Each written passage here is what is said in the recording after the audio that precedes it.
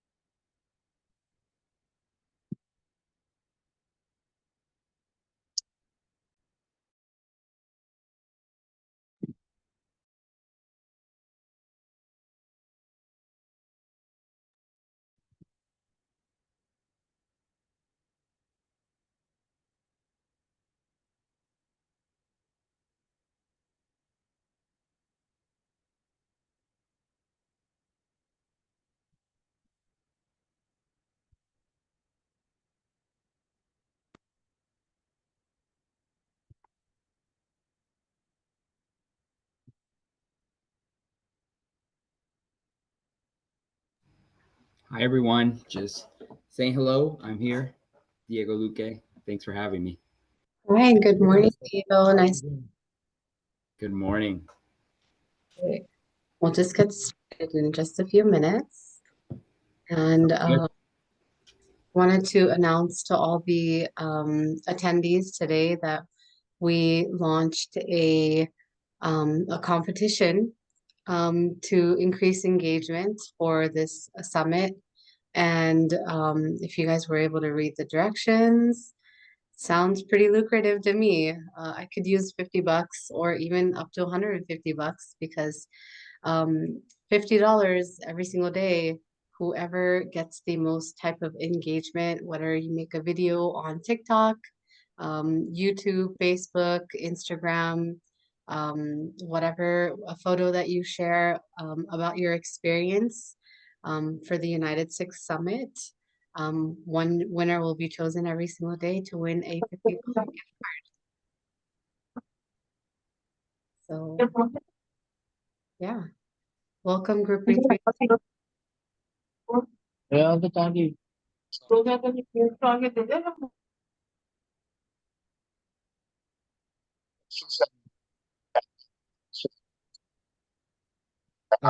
You're breaking up, Gurpreet.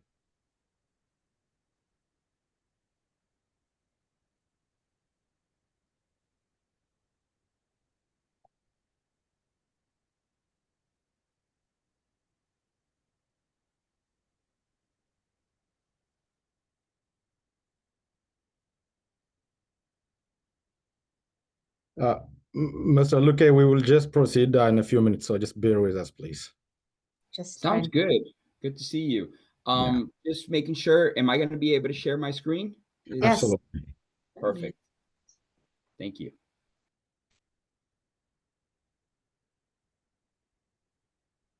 There you go.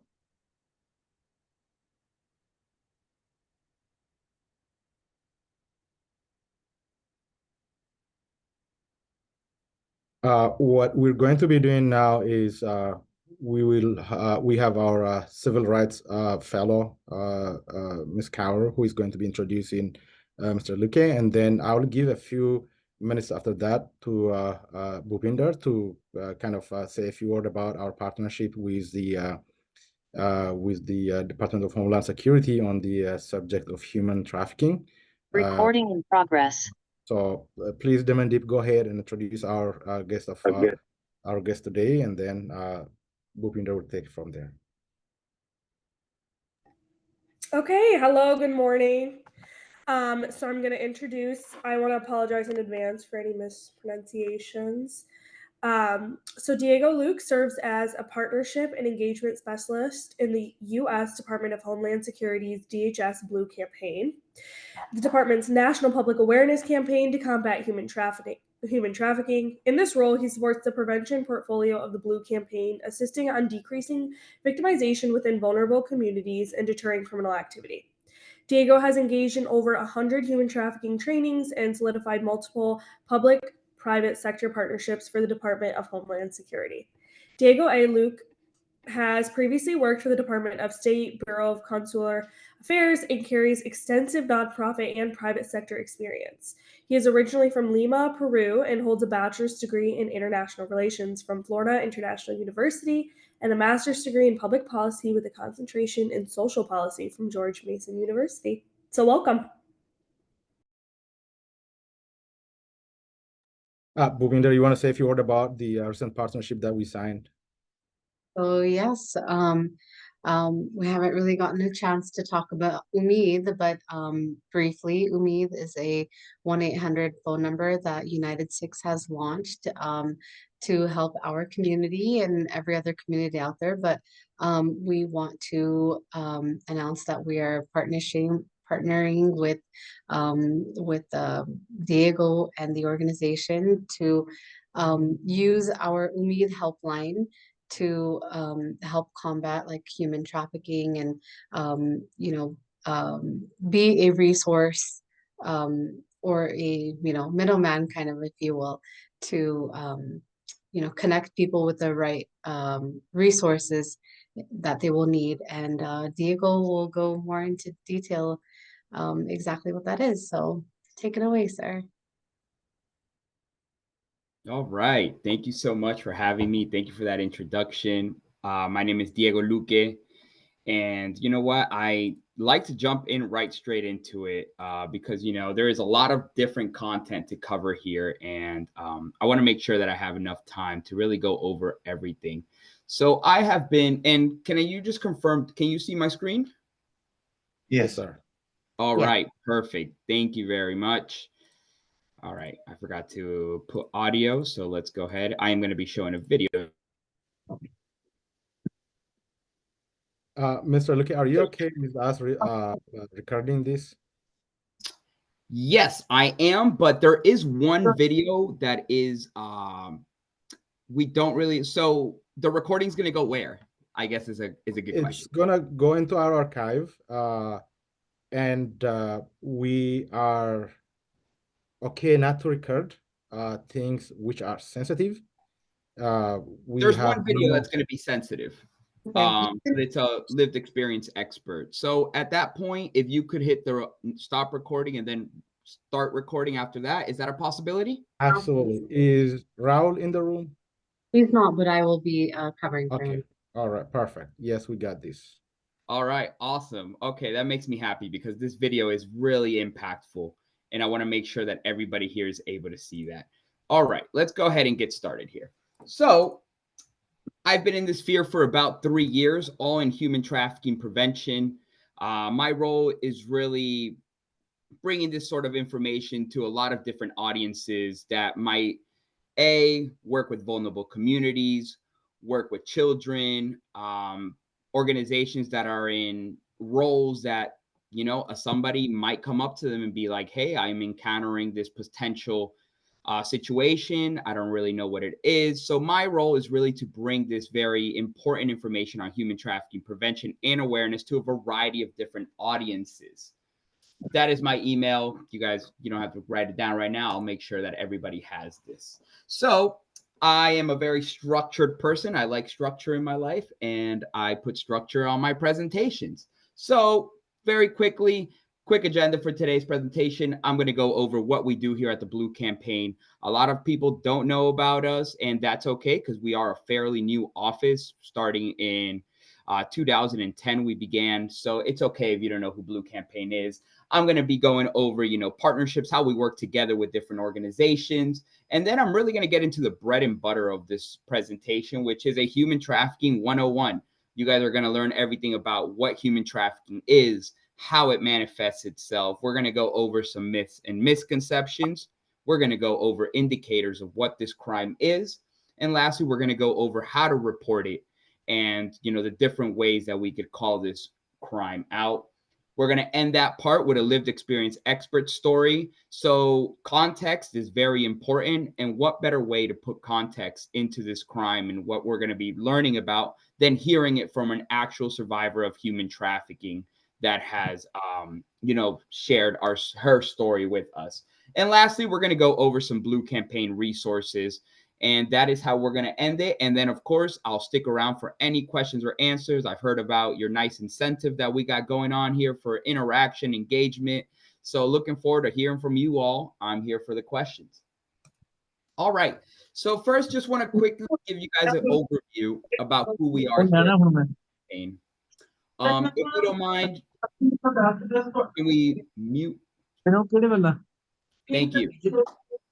All right. So we're a national public awareness campaign aimed at providing awareness materials and awareness trainings to the general public, law enforcement, different industries. And our goal is so everybody understands what is human trafficking, what are indicators that could go alongside the crime, and lastly, how can somebody report it? How can somebody call it out? How could somebody intervene in a situation to not only help a victim, but also bring these criminals to justice? So we work very closely with every office within Homeland Security, with the Department of Justice. We worked closely with the Department of State, and of course, all of our private sector partners to make all of these different materials that you're going to see today. Here at the Blue Campaign, we don't do anything in a vacuum. All of our awareness materials, trainings have gone through the eyes of special agents, prosecutors. We also utilize an entire network of lived experience experts, so survivors of human trafficking, in all the work we do. None of this gets released. None of this is going on video, none of it, unless a survivor of human trafficking has signed off on it and has verified that it's accurate, that it's real, and that it's not one of these dramatized scenarios that we might see in movies, or that we might see, you know, all over the social media, what it might be. So all of this has gone through the appropriate eyes. So all these educational resources are as real as they could be. Partnerships. It was mentioned that, yes, we are now a partner with UNITEDSIKHS. So this is really how we leverage the information we have. This is how we're able to amplify not only our resources, but amplify the educational materials, amplify educational trainings, and all in all, just amplify human trafficking awareness to all corners of this country. This is a crime that Homeland Security can't combat by itself. This takes an all-hands approach, really, to spread awareness, to prevent, to protect victims. We can't do it alone. So we really rely on partners. We have partnered with transportation airlines, bus lines. One of our newest partners is Disney Cruise Lines. So we're also partnering with different government offices, with law enforcement agencies throughout the country. So that's going to be federal law enforcement, state, local, county, tribal, you name it. So we are taking partners from all around different industries in the United States, because we cannot do this alone. And this information is not going to get out there without having partners. Here at the Blue Campaign, we are a team of 6. So imagine a national campaign spreading the message just through 6 people. Impossible, not going to happen. So this is an all-around collaboration effort. 2 foundational elements here on the campaign. One is based on prevention. So we are trying to prevent the crime from ever happening. And the best way to do that is through education, is through people understanding what the crime is. A lot of people have heard about human trafficking, but don't really understand that it could be manifested in a lot of ways. A lot of people, when they hear about human trafficking, they automatically go to sex trafficking, or they imagine somebody in a cage or somebody that's been kidnapped. So in prevention, we are really trying to spread just education on what this crime is, so people could be prepared and people could try to already have conversations with their communities, with the people they work with their families, about what it is, in an effort for it to never happen. Second foundational element is on protecting exploited people. And here we are working very closely with law enforcement. We're working with industries that might already be coming into contact with a victim of human trafficking. And it's no longer prevention there, because they are already a victim. You know, if a person at a hotel is talking to a potential victim, it's safe to assume that that person has already been victimized, and hence why they are in a hotel. So we're working on how can we protect that person? How can we get them out of their situation in a way that's not going to add to the trauma, in a way that's going to put that victim at the forefront of the whole operation, putting as equal emphasis on the investigation and the victim. So we're working under protection on a victim-centered approach based on trauma-informed principles.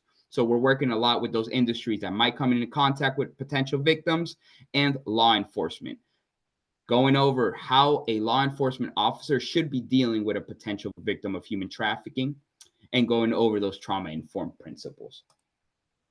We are a part of a much larger entity here at the Blue Campaign. We are a part of the Center for Countering Human Trafficking.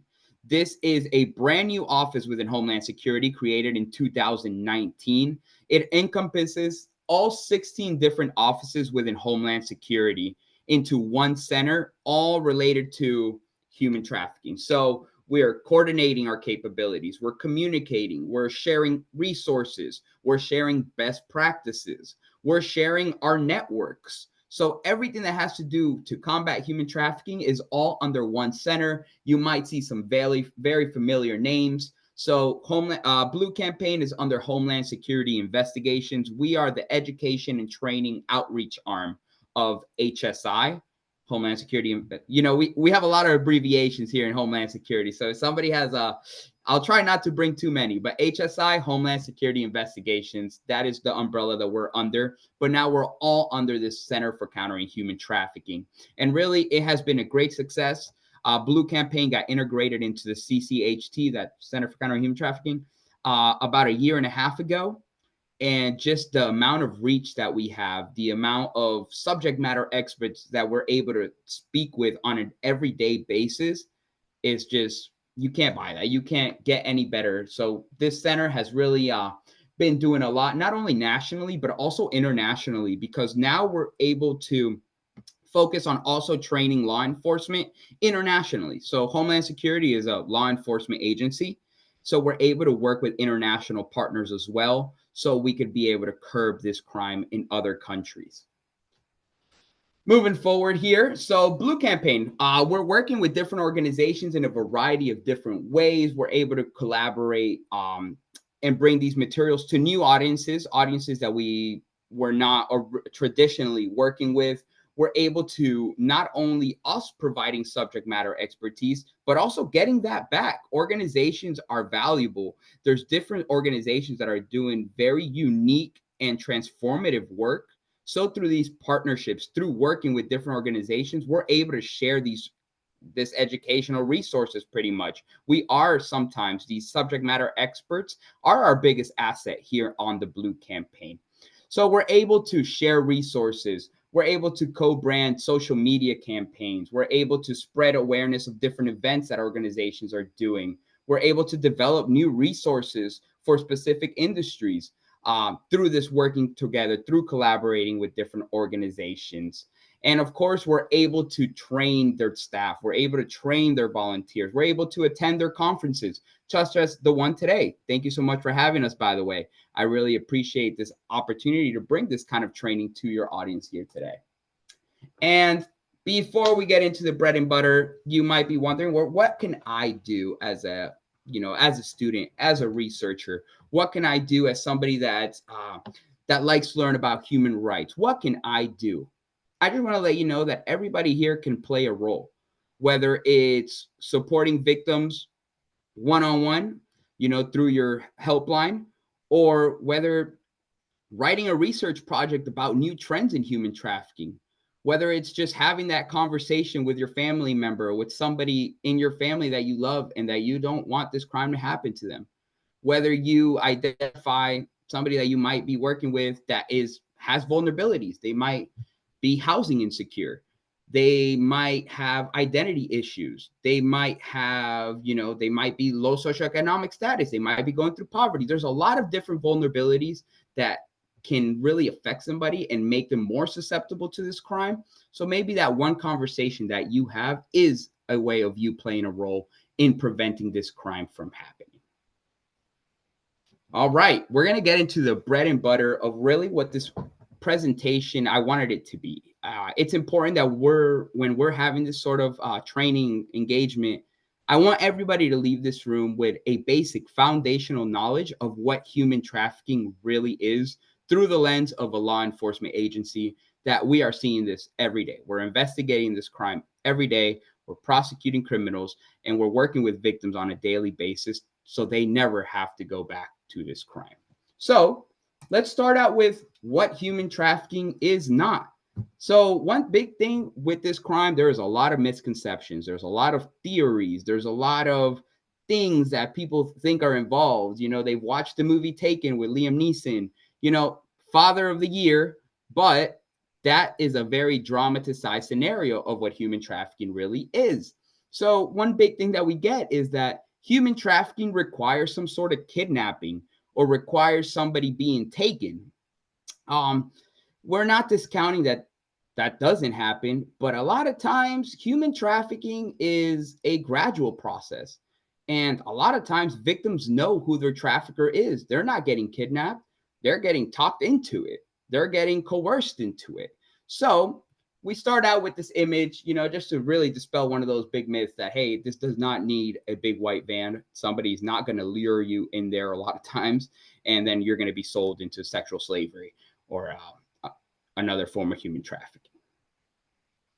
A lot of times, human trafficking, as we are federally defining it, is the use of force, fraud, or coercion to either obtain labor or a commercial sex act. So these three elements, force, fraud, and coercion, are very important, and it's something that I am going to focus on in this first part of the presentation so everybody could really understand what this is. At least one of these elements has to be present for it to be considered human trafficking. Only caveat there is if the person engaged in a commercial sex act is under the age of 18 years old, they are automatically considered a victim of human trafficking. Force, fraud, and coercion are not needed. There is no such thing as an under 18-year-old prostitute. They are automatically victims under federal law. Force, fraud, coercion are not needed. All right. So, you see what is on the screen. Yes, sex trafficking, labor trafficking, two big forms of human trafficking that we see. We also have domestic servitude. So those are nannies. Those are people that are working inside of homes. So force, fraud, coercion. Examples. Force is going to be just that. Force is going to be violence. It's going to be abuse. It's going to be confinement. You could also say that threats of force, like threatening to harm somebody, could also fall under force. So in the sphere, we refer to these types of individuals as guerrilla traffickers, somebody that uses violence to get what they want from their trafficker, rather than there being some sort of exchange of good. Another common misconception is that human trafficking victims are not paid. They could be getting paid in money. It might not be a lot, but there's still some sort of, kind of thing that they're winning for what they're doing. They could be getting paid in like items. So they could be getting paid via a phone. They could be getting bought some sort of like goods. We've seen people pay their victims in cigarettes before, or alcohol or some sort of drug. So there might be that sort of exchange of goods, but a lot of time under force, they're there under violence. And if they don't do what their trafficker tells them to do, they're most likely going to get beat. They're going to get abused. So they use that force to get what they want from their victim rather than an exchange of good. Now, fraud. Fraud, we like to bring up two examples because we see a lot of these too. So under fraud, we see a lot of false promises of love. So we refer to these types of individuals as Romeo traffickers. This is somebody that gets what they want from their victim in the disguise of love. This could be somebody's intimate partner. This could be somebody that they've known a long time and they've formed some sort of bond based on like affection. A lot of times this is deceit. They might groom their victims. So they might, spend weeks, months getting to know them, showering them with gifts, showering them with nice thoughts. Like, you look beautiful. And I say this because we have an entire video on this, but this person, was just getting to know their victim, and then they started a romantic relationship. And then once that victim got comfortable with this person, then it started with, hey, I got a way that you can make more money. I have somebody I want you to meet. And then starting from there, they were getting sold to different buyers. But that victim didn't know what was happening to them. They just thought that this is the way that this partner is showing me affection and they're making me some money. But at the end of the day, they're selling their partner to somebody else. So false promises of love is something that we have seen on the rise. In a recent report in 2021 by the National Human Trafficking Hotline, we actually saw about a 25 to 30% increase on spouse-on-spouse trafficking. So that is a husband pimping out their wife, or vice versa, because a woman could also be a trafficker. But yes, this false promises of love, this Romeo trafficker, very real, and it's something that we see. False promises of a well-paying job is going to be the second example that we see under fraud.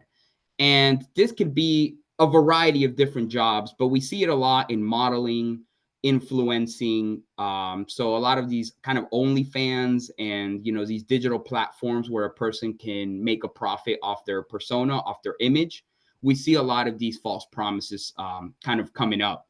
So all it really takes is for a person to share some sort of personal information, a home address, a social security number, God forbid, or some other form of information. And that trafficker could use that information to coerce, to defraud, and to continue getting what they want from the victim. So false promises of a well-paying job, we also see a lot with international. So people in their home country might respond to some sort of advertisement or some sort of marketing that they see on a newspaper or on some other article. Hey, looking for employees to come work in the United States, we'll get you a visa.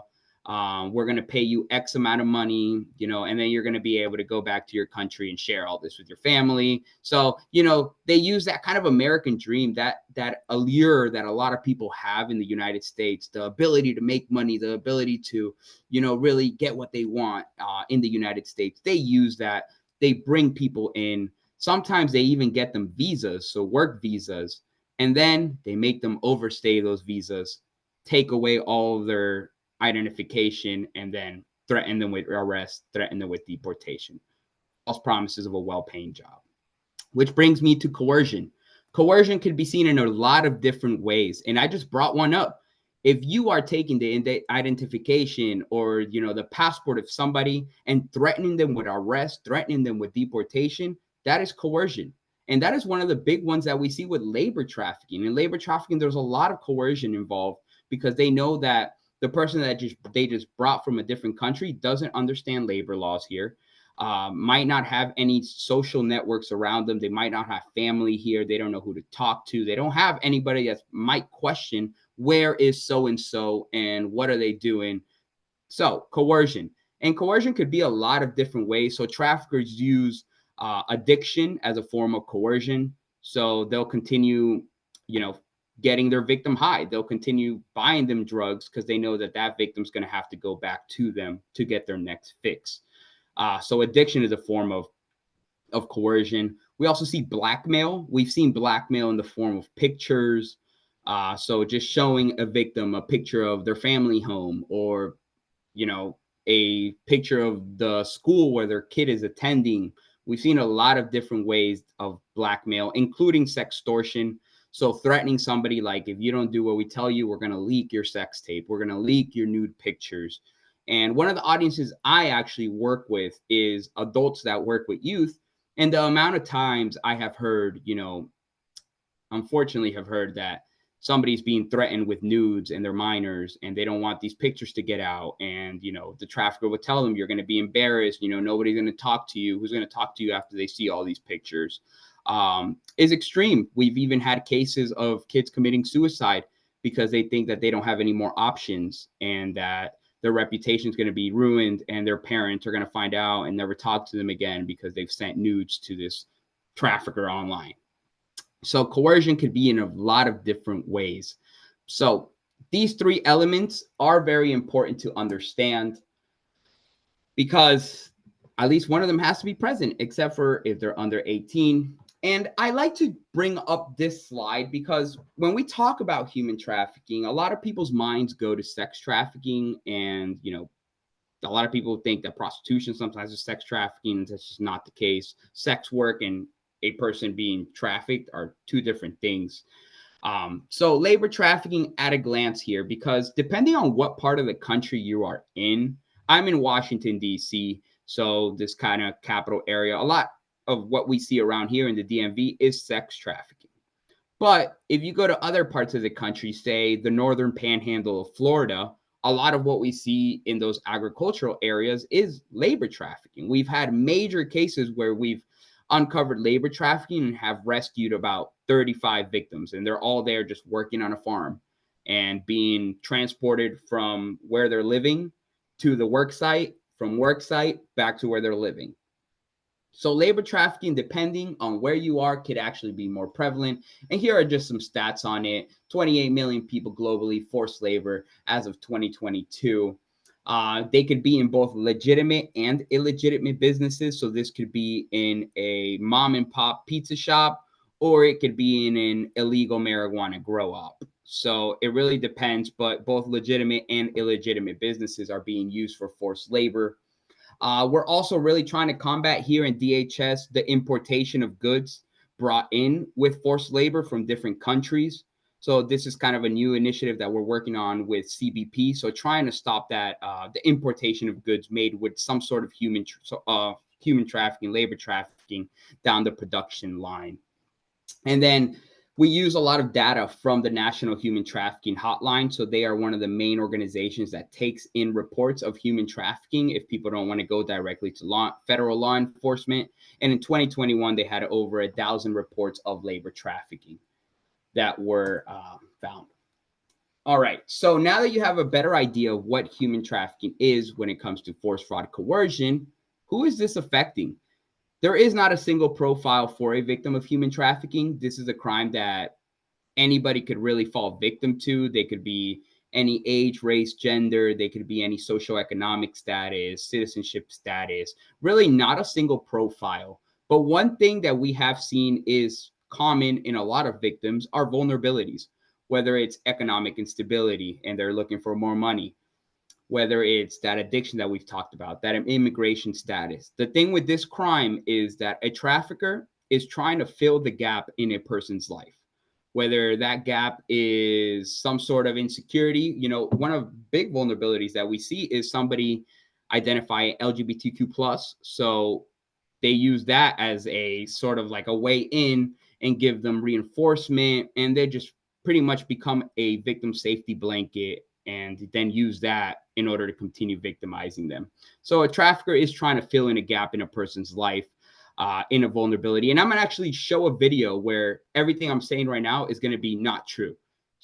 But one of the more common ways is these vulnerabilities that people have in their life. That's what they are trying to find and trying to fill in a person's life. And who are traffickers? Just like a victim is not a single profile, a trafficker could be that boyfriend or girlfriend, as we see in Romeo traffickers with those false promises of love. They could also be a complete stranger. And in the 3 years I've worked here, I think one of the uglier sides of human trafficking I've seen is something called familial trafficking.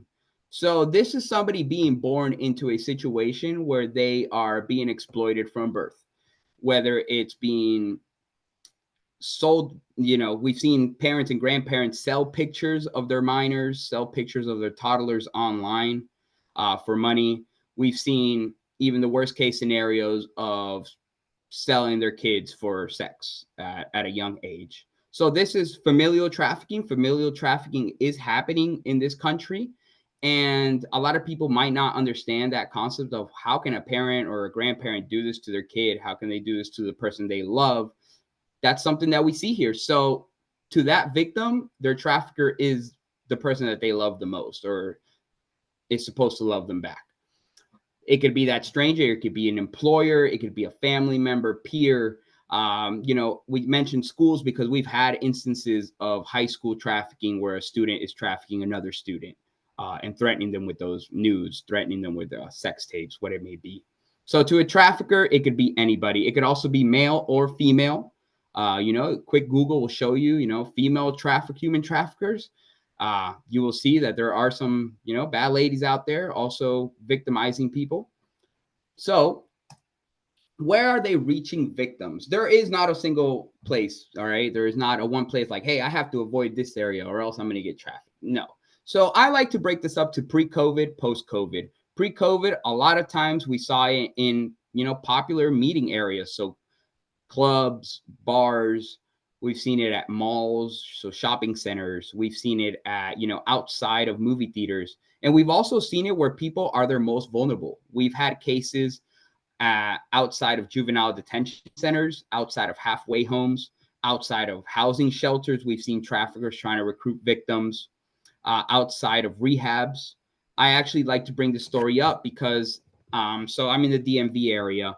And I got called out to a Baltimore presentation. And so Baltimore, Maryland, there was a women's resource shelter that would house women at night that didn't have anywhere else to go. So they had a limited amount of beds there.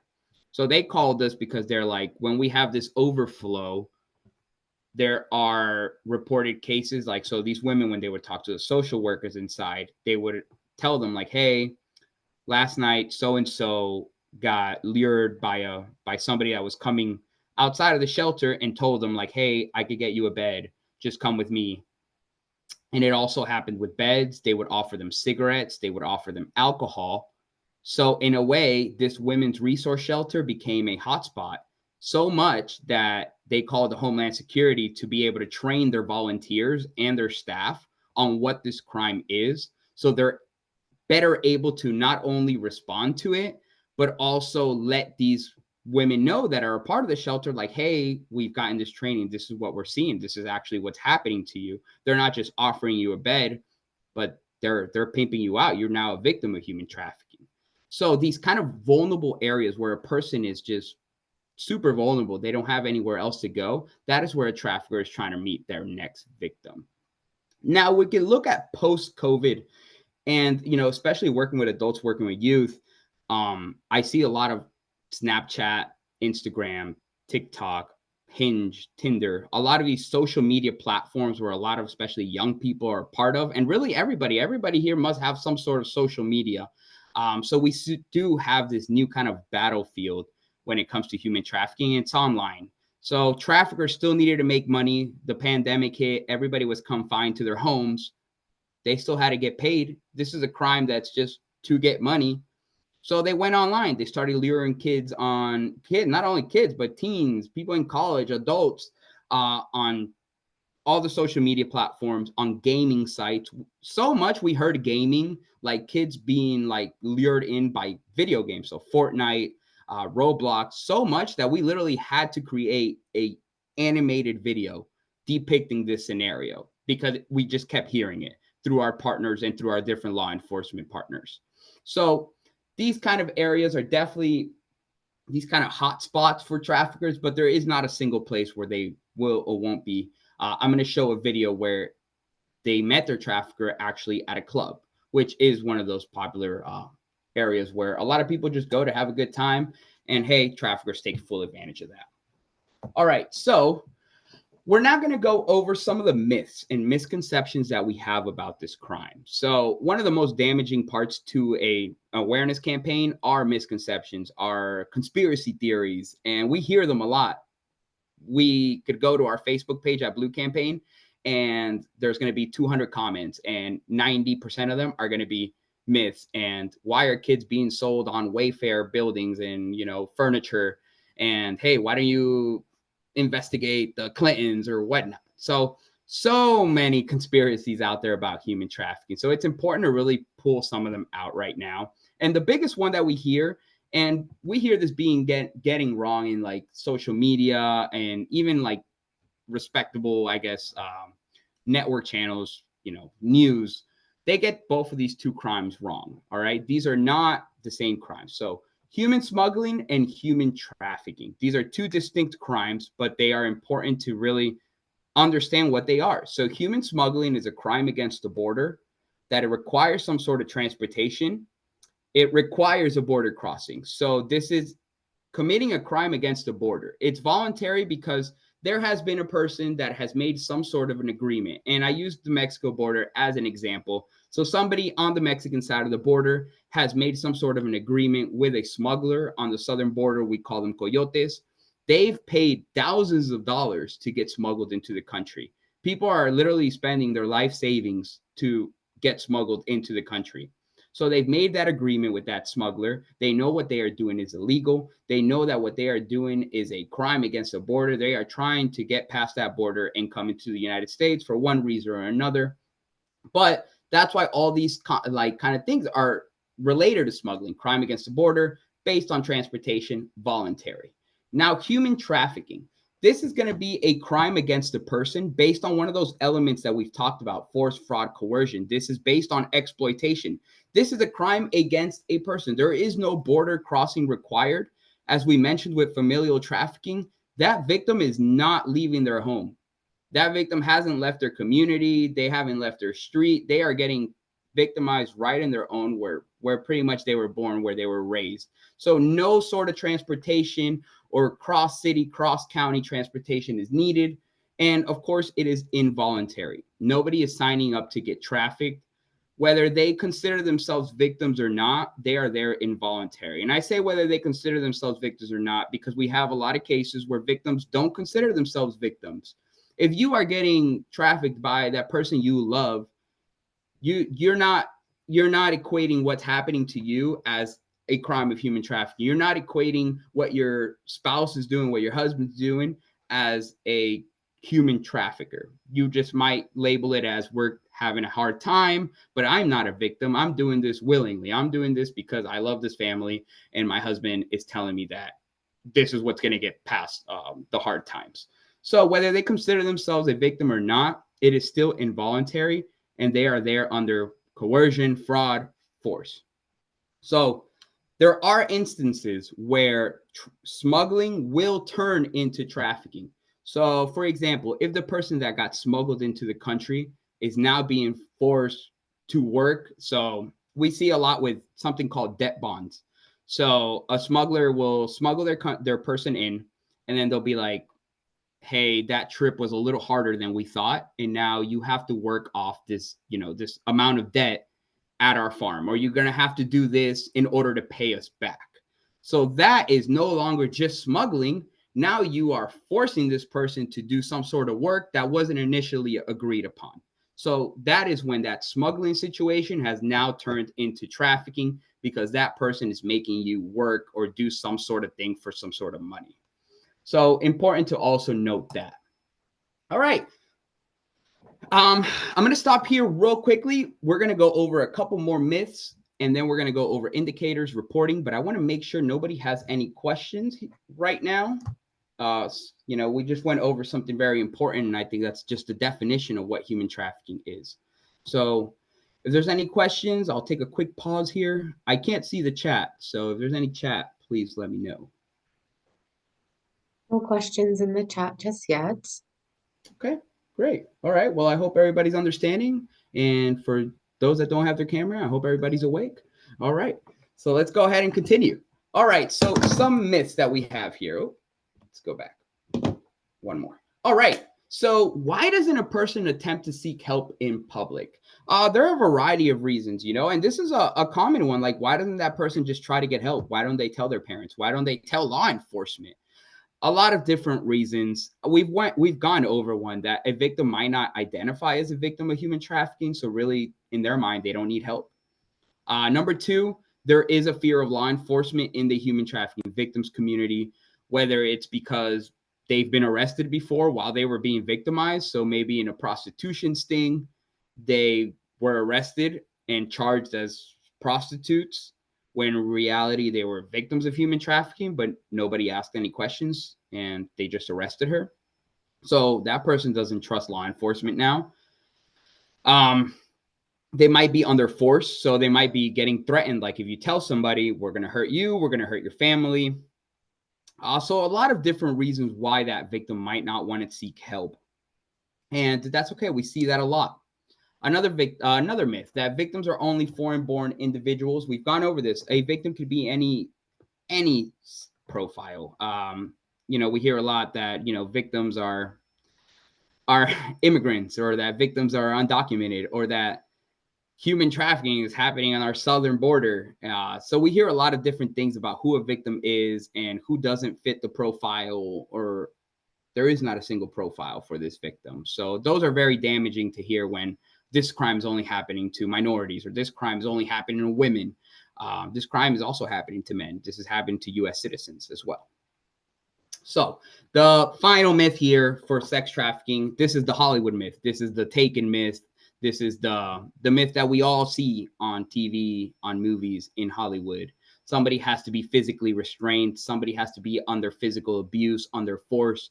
And actually, the main element that we see in human trafficking cases is coercion. Force is actually the least element that we see, because if somebody is visibly seeing a person beat up, if somebody's visibly seeing a person, with chain marks on their hands, on their ankles, if they're seeing physical abuse, they're more likely going to question the situation. They're going to raise a red flag. So a lot of times what we do see is that psychological and emotional abuse when it comes to human trafficking cases. This is a crime that, it just takes a lot out of a person, a lot of psychological, mental abuse, more than that force. That force is what we see on TV because it's what sells. Now with labor trafficking, and we've had to make this slide because labor trafficking has its own myths. It has its own misconceptions involved. That labor trafficking victims in the U.S. are non-citizens that are here illegally. I mentioned this, but those work visa programs, the majority of labor trafficking victims that we have in this country came here legally on those H-2A or H-2B work visas. So those are visas that they acquired through their trafficker, or through that organization their trafficker is with, in their home country. These visas are good for 6 months. And then once those 6 months are passed, they could either renew their visa or they have to go back to their country. So a lot of times we've seen these kind of labor trafficking rings that a lot of these people did come in those initial 6 months, and then the trafficker coerced them to stay and continue doing work. That's when they took their IDs, took their passports, took their cell phones, and literally would do all the transportation. They would completely take over the lives of that victim. But initially, that person did come on that work visa. So with labor trafficking, that's what we see a lot. Labor trafficking is only happening in illegal or underground industries. We've prosecuted a number of legitimate industries involved in labor trafficking. There's this one case that always stands out to me that happened in Massachusetts at a pizza parlor. And this will never make the news, but if you look it up, this was a pizza parlor in Massachusetts that it was just one family, one business owner exploiting one person. Just one person was being forced to work there. They broke their arm on one occasion. They knocked out some of their teeth. And they would just force this person to work there and then would threaten them like, you're going to get arrested. You're going to get deported. You're not even supposed to be here. That person was undocumented. So they would continue just to work on their force and under those threats of arrest. And this was a legitimate pizza parlor in Massachusetts. So it could be those small businesses. It could be big businesses. There really is not a single business or a profile for a business where it's happening. I've gone over this one. If a victim consented to be in their initial smuggling situation, then it cannot be labor trafficking. This goes back to that human smuggling can turn into human trafficking. That person might have consented to being smuggled, might have paid to get smuggled, but they weren't getting paid to be exploited after that or trafficked. All right, so I want to go over some indicators, and indicators are, we need context when we talk about indicators. So number one, this is not a high level list by any means. These are just some of the more high level indicators that we see related to human trafficking victimization. So through our teams of investigators, through our law enforcement teams, and through our network of lived experience experts, we've compiled this list based on appearance and physical, behavioral also. So I say context because one indicator that you see here alone might not be enough for it to be considered human trafficking. I mean, like, we live in an age where I think everybody's saying that they have anxiety or that they're depressed or that they're going through something. But as you can see here, that is also one of the indicators showing signs of fear, anxiety, submission, nervous. Gosh, how many of us don't get nervous from one time to another? But when you put this into context, maybe you know somebody that you might be a mentor to somebody, all right? You might volunteer in an organization that you work with young people on an everyday basis. And so student has changed drastically. Their behavior has changed around you. Maybe they're talking to you less. Maybe they are now running away from school. Maybe they are, running away from home, but this was not that person. Maybe they're now coming up to you and sharing with you that they don't feel comfortable talking to you anymore for no reason at all. And then maybe they start just acting out at school. They're dressed inappropriately now. And I always bring up examples with young people because that is what my experience is. I work a lot with these adults that work with youth. So we've seen it all. We've seen kids changing drastically from their behavior all the way to what they're wearing at school or what they're wearing outside of school. We've had a case in Vegas where a mother was exploiting their daughter, and they were, on the strip, and the mom was pretty much trying to sell their daughter, and the disguise was, we're selling Girl Scout cookies. So you had this Girl Scout supposedly just dressed in a skirt and just did not look like your normal attire for a Girl Scout or somebody that is a minor and is there just to sell cookies. So that person, it took them like 3 days to flag this, but that is a clear indicator. If somebody's out on a Vegas strip in hours somebody is out selling cookies, it just doesn't make sense. That kind of context is important with that indicator. So some of those high level ones, of course, if somebody's showing signs of physical abuse, I think that situation should be questioned at any time. It could be trafficking, but it could also be domestic abuse. It could be some sort of other abuse that person is going through. And then actions, actions say a lot as well, not only the physical appearance, but how a person is acting. So we have a lot of different times, especially when we're working with the aviation industry and really any transportation industry, if somebody doesn't have control over their possession or ID, if there's somebody else accompanying that person and is showing them their ID, handling all their documents for them, that could be a sign.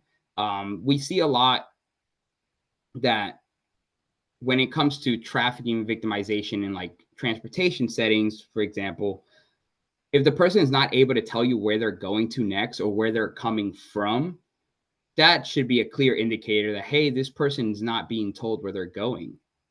So that's one of the main things that we work with flight attendants and people that are working service desks in airports is, hey, if that person doesn't tell you where they're going, or if they get it wrong where they're going, if they think that they are going to Vegas, but really their trip is to New York, you should ask follow-up questions. And there's protocols that we have in place with U.S. air marshals and with people that might be victims and have gotten on planes in order to try to intervene once that flight lands or once that train stops at the station. So these kind of indicators, yes, they are there to help us ask questions. They are there to help us think a little bit differently about this person might be lying to us. This person might be lying to us because their trafficker has told them to lie or has given them some sort of script that they can recite and tell law enforcement or tell that person that is working that counter.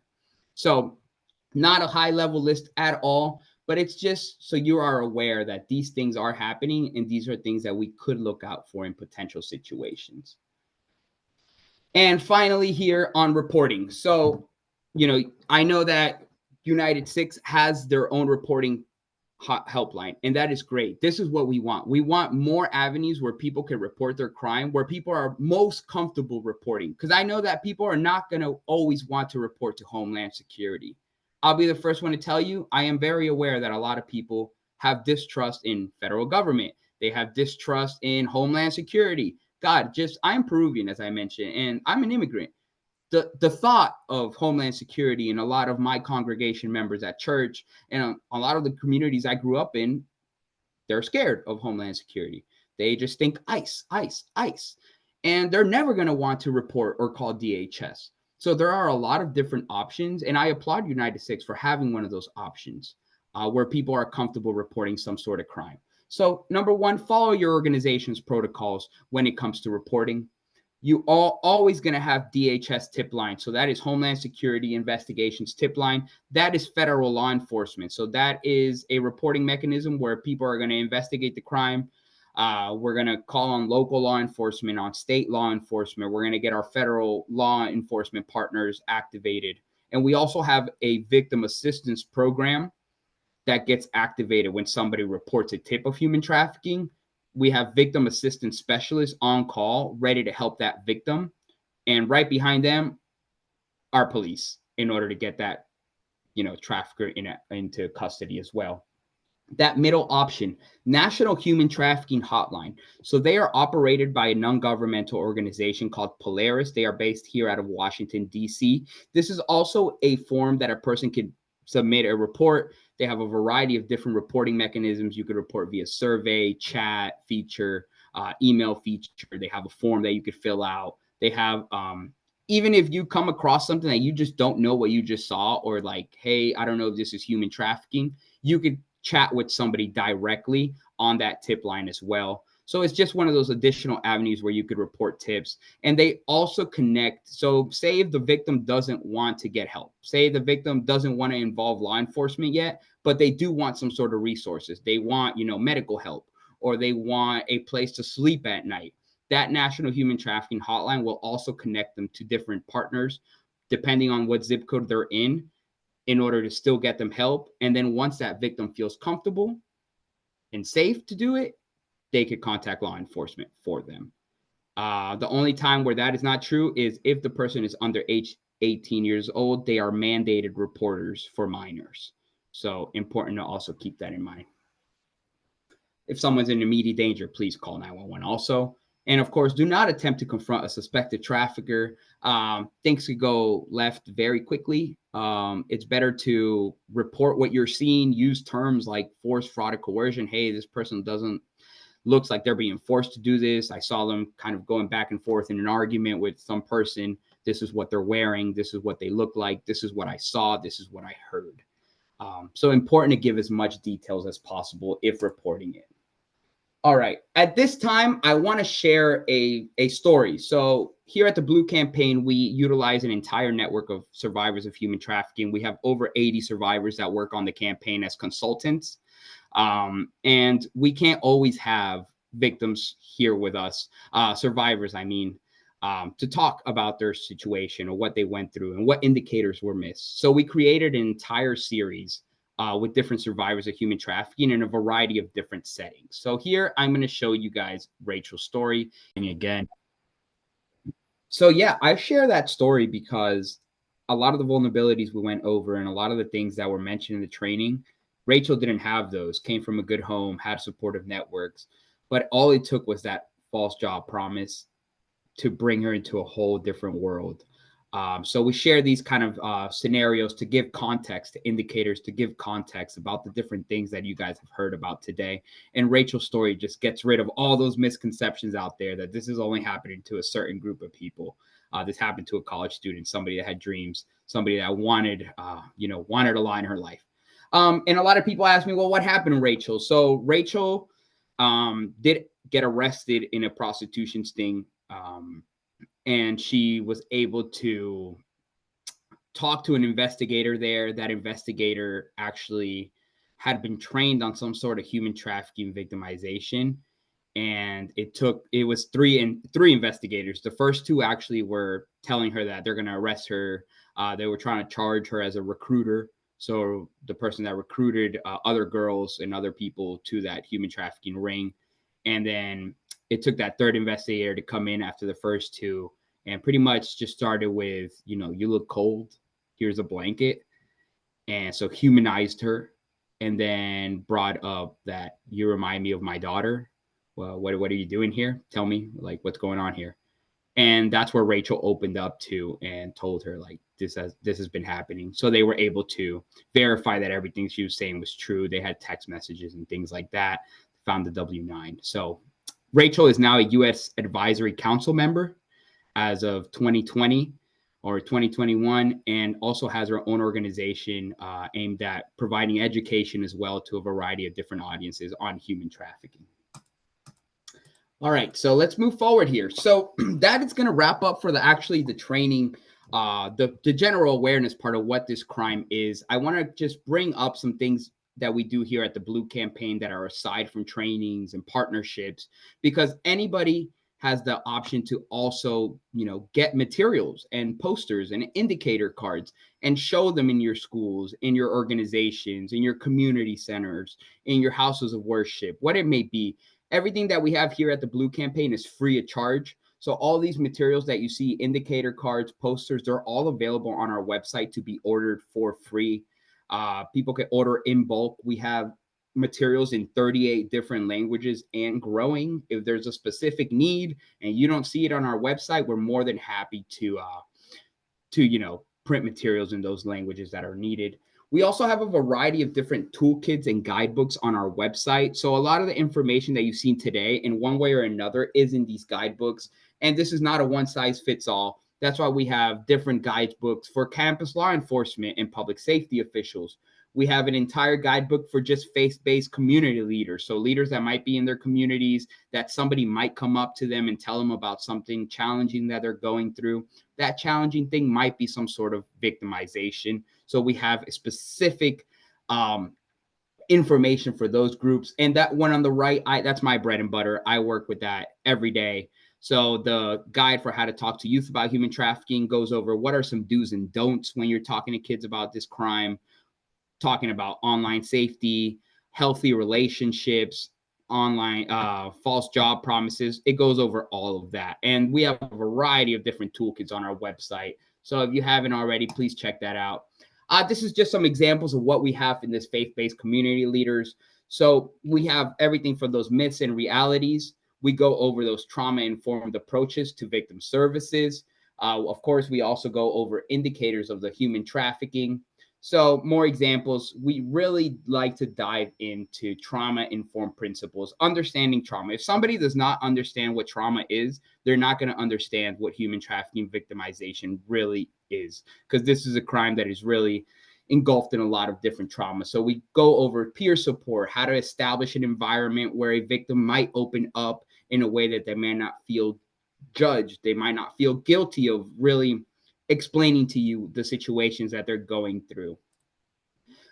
We have also a variety of different information on trauma-informed approaches, how to foster that environment, how to make a person acknowledge how they are feeling and validate that, hey, these feelings are okay to have.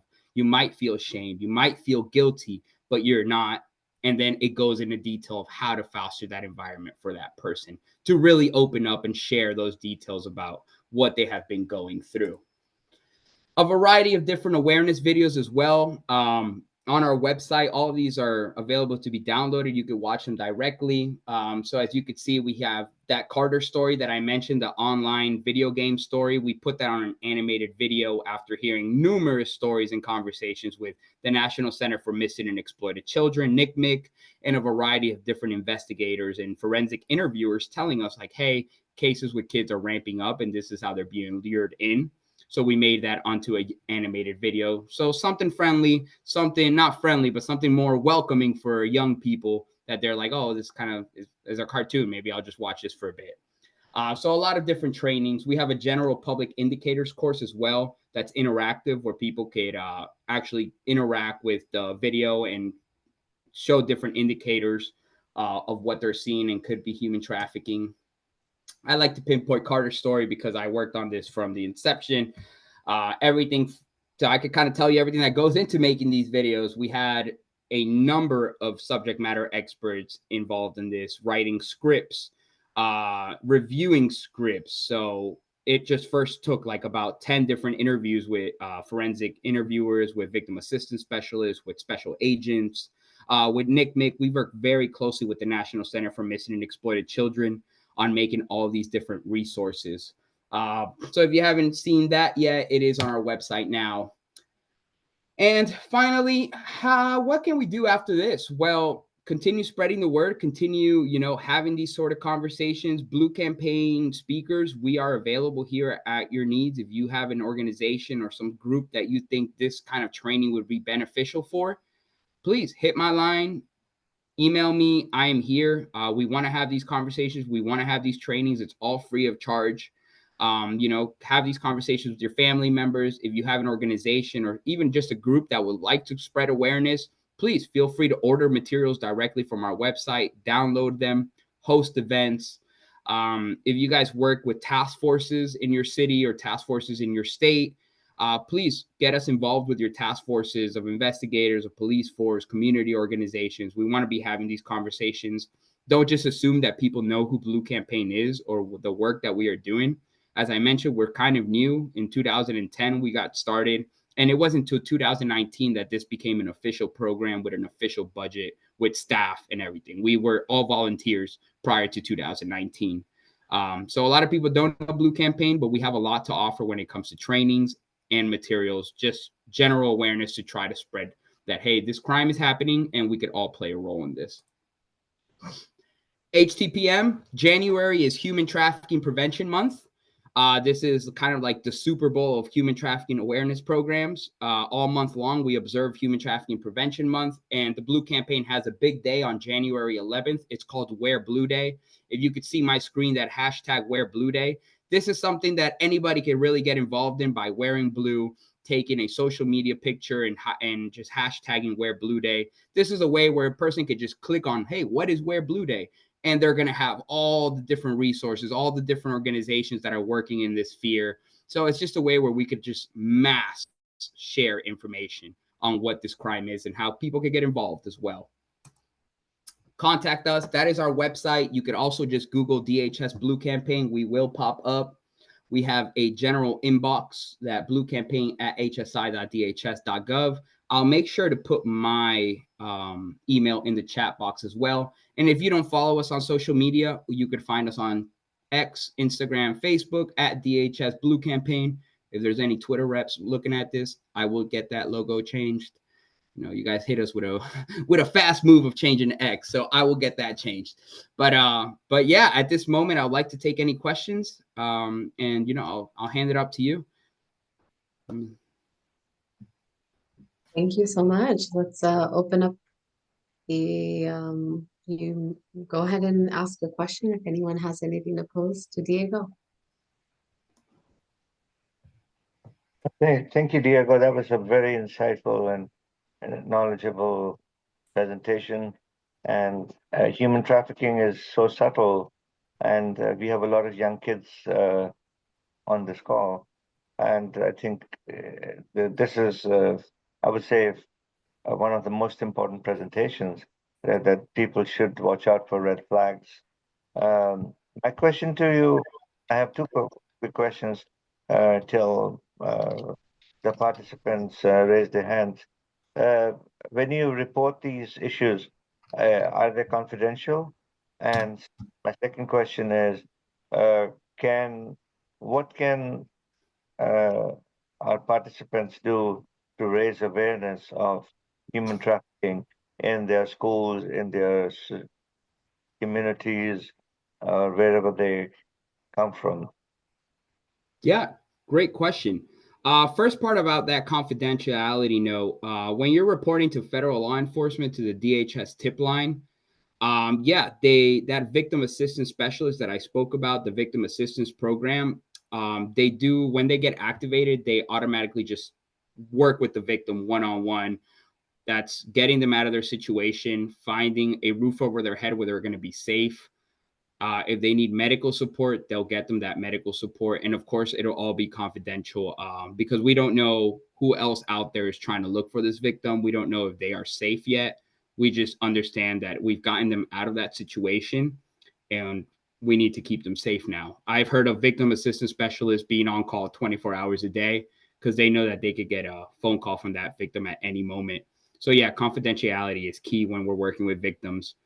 And number two, there's a lot of different ways that we could get involved. I mean, I've worked with public schools, private schools, charter schools, and just the way that they're engaging with us is very unique. I've also worked with universities. So with universities, I've worked with faculty buildings such as criminal justice departments, social work departments. And the way to get involved is just letting them know, like, hey, there's a training that we could take. You know, I think human trafficking is a subject that a lot of people want to at least learn about or hear more about, but a lot of people don't know how to reach trainings. So I think after hearing this conversation, you could bring up to your faculty, to your professor, if you want just a, you know, for a guest speaker in one of your classes, we could also accommodate any of those sort of engagements. Public schools for people that might be in high school, middle school, that is more specific. That would be getting your faculty involved as well. But we've done for teachers, we've done their summer school training. So we've teamed up with entire counties and have been able to train their public school teachers during the summer when teachers are taking their trainings and their mandatory courses. So we've been able to hit different counties that way. You know, with universities, I don't know how many university age students there are here, but there are a lot of initiatives on campuses. And hey, you could be one of those. If there's not an initiative, you could create your own group on campus to create awareness of this crime. I work with, I don't know if anybody here is from Virginia, but in George Mason University, we have a group called the Freedom Connection, and they are a student-led awareness program aimed at providing awareness materials and trainings to their student body, their campus police, their faculty, and they also work very hard to get these brands that are using like forced labor in their chain. So like Nike, if you look up like Nike, there has been proven that Nike uses some sort of forced labor somewhere down the chain of production. So they've tried to get rid of all their sport uniforms because they're like, we can't be, you know, sponsored by this brand because they're using, you know, human trafficking, some sort of chain. So a lot of different ways, but hey, if somebody is curious on how they could get involved with their groups, please feel free to reach out to me. I'll be more than happy to have a conversation on that. Okay, I have some. Thank you very much for the clarification. Simran has a question. Yeah, thank you so much for this presentation. I grew up on the Tennessee-Mississippi border, so this is an issue that hits very, very Recording close. in progress. I have a question regarding the way that you were discussing preventative measures, and if there's anything beyond like raising awareness that can be done, especially in terms of like community care and like the same line of thinking as like keeping kids off of the streets, like prevents people from becoming both perpetrators and victims, and if there's any initiatives in that regard that you can share. Yeah, great question. I like to bring up that volunteering. So a lot of like nonprofits and community organizations that are in this sphere, they don't have a lot of money and I think really rely on volunteers. So It could be volunteering to write grants. So a lot of these organizations, especially small organizations that are working with victims and working in this sphere, they rely on Department of Justice grants and Health and Human Services grants. So they don't have the hands to do all these grants. Grants could be 20 pages, 30 pages long. If there's anybody here that has writing proposals for grants, they're huge. So volunteering is a great way to get involved in local community. There is a referral directory that is hosted by the National Human Trafficking Hotline. So if you go on National Human Trafficking Hotline referral directory, you could put in the zip code where you are located, and it populates all the different organizations that have a nexus to human trafficking prevention, protection, whether it's, like doctors' offices or law offices, or just organizations that are working one-on-one with victims. There's a lot of different organizations that are doing different things, but one thing I could guarantee you is that they are all looking for volunteers or willing to take in volunteers, because there's just so much work to be done and only a limited amount of money that they have and a limited amount of staff. Before you volunteer, it's always important, do a Google search on who you are trying to volunteer for. Always fact check these organizations as well, but that is a good starting point to raise awareness beyond having a training, beyond awareness materials, is volunteering your time. And then, I hope that answered your question. But using that referral directory is a great start to trying to find organizations that are in this human trafficking awareness and prevention sphere in your community. Thank you for that question. All right. Should I just go ahead and call? I see two hands, and I might butcher this name. I'm so sorry. Ms. Gill? Ms. Gill? That's fine. Yeah, that's completely okay. I guess my question is kind of a broad question, so you might not be able to answer it, but with your recent partnership with UNITEDSIKHS, and based on knowledge that we learned yesterday from Saving Punjab, we got a lot of statistics on drug use in Punjab and how it's followed over into our Punjabi Sikh population here in the States. I guess I was just kind of wondering, are there any statistics you found with specifically like Punjabi Sikh human trafficking, or different things that you guys are doing to kind of target this niche minority group and kind of figuring out how to help that immigrant population? I just think it's like a well-rounded question, just because of a lot of the drug topics we talked about yesterday, but it's also broad. So I don't know if you would really have any information on that, but that would be something that I would be really interested in bringing onto my campus. We have a very big Punjabi Sikh population there, so I was just curious. No, that's a great question, and a very specific one. But as far as stats and data on specific demographics, that is not publicly available right now on Homeland Security.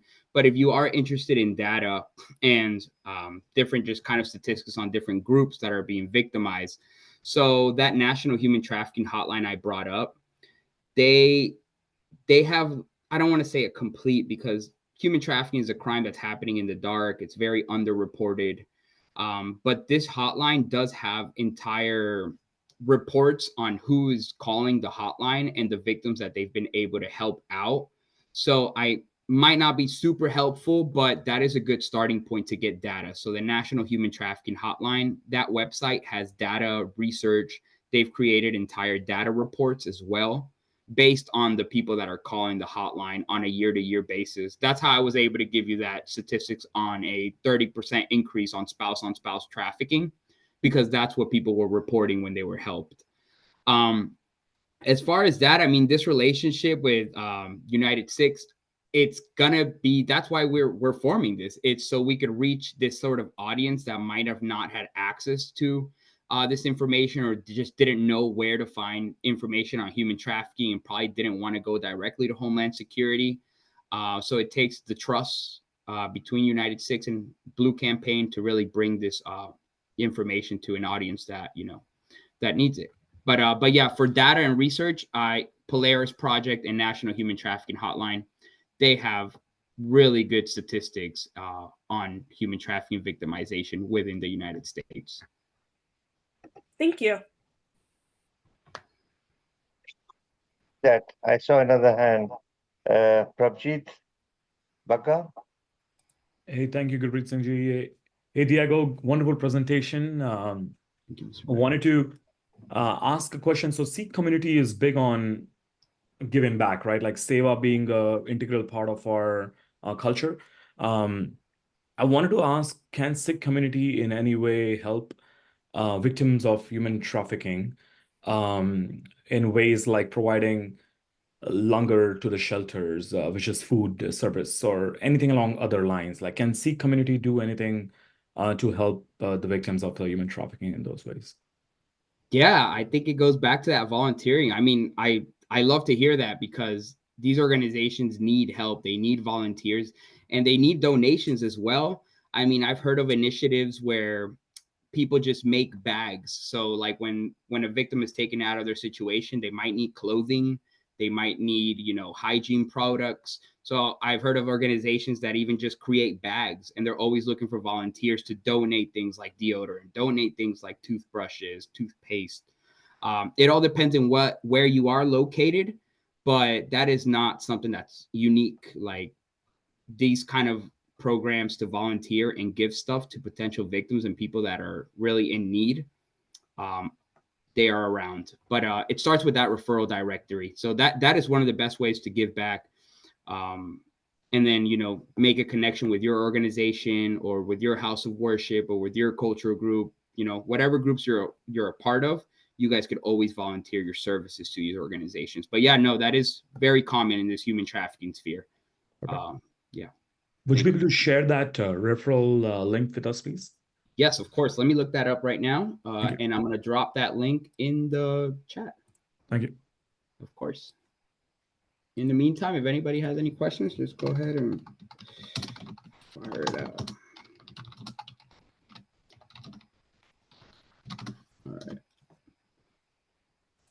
All right. Let's see. Referral directory. Okay. Here it is. All right. So this is where's the chat? There it is. Okay, so this is the referral directory. So this could be the referral directory if you're trying to get somebody help. So if somebody comes up to you and they're like, hey, I'm going through this, like I need so-and-so, this is where you would also find them to help. But this is also a good starting point for anybody wanting to volunteer their time, volunteer their services to these different organizations. So once you click on that, if you go to the bottom, there's going to be some sort of map.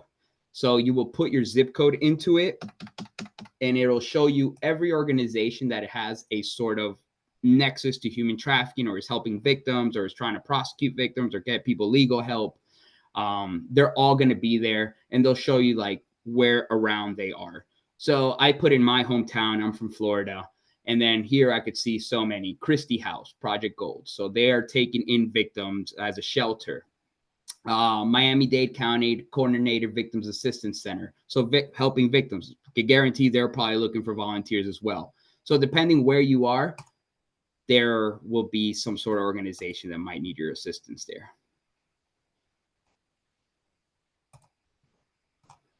And while I'm here, a lot of people were asking about national statistics. So let's go ahead and put that link in the chat as well.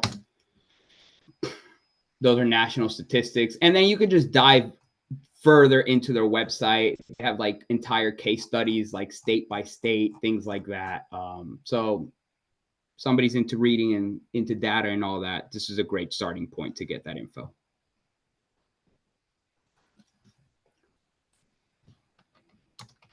Anybody else? I hate that this is going to be recorded sometimes because I feel like I'm sweating so much. So if anybody sees the sweat, I'm sorry, but we're under a heat advisory here in Virginia, and it's a hot one. We can't tell, don't worry. Good. Good. 115-degree heat index. So we're cooking. Wow. Yeah. All right, I'm going to stop sharing my screen because I hope that everybody has gotten that information. Before, we wrap up, I just want to really say thank you for having us. Thank you for allowing us this space, for welcoming us into your space to share this information. Information that really any group, all groups should at least hear once. You never know. I hope that this never comes across your way, that you never come across a victim, that you never have to have, help somebody directly. But if that ever comes across, it's important to at least know that this is what the crime is looking like, and everybody could play a role in combating it. So thank you so much for having me. I really appreciate, the trust and the space to bring this. Thank you. Thank you very much, Mr. Luque, and we do appreciate our partnership, and we look forward to more joint functions and operations in the future. Likewise, Dr. Gavisa. Great to have met you. Thanks. So I think we're going to take a 5-minute break. So does that work for everyone? Yeah, we have to take a 5-minute break, but that does not mean that we're going to be turning our Zoom off. So we will be back with our UMID helpline manager, Ms. Bhupinder. So let's just come back in 5 minutes. Now it's 1:26 in DC. So we'll be right back at 1:30. Have a great rest of the conference. Thanks for having me. Have a good one. Thank you. Bye-bye. Bye.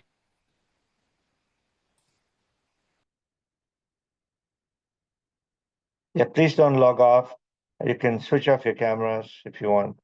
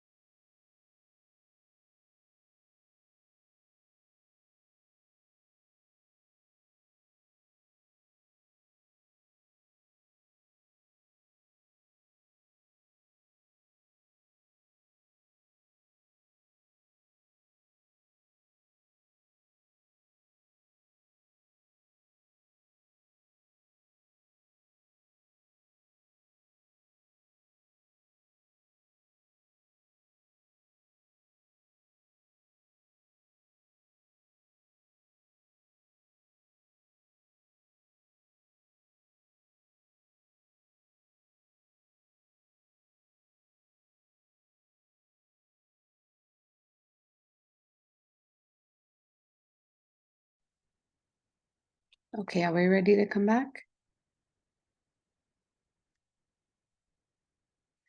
Hold on. I would say let's just give it a few minutes until people just get that. Okay. I'm just going to use my phone audio, and it's kind of an old laptop, but okay.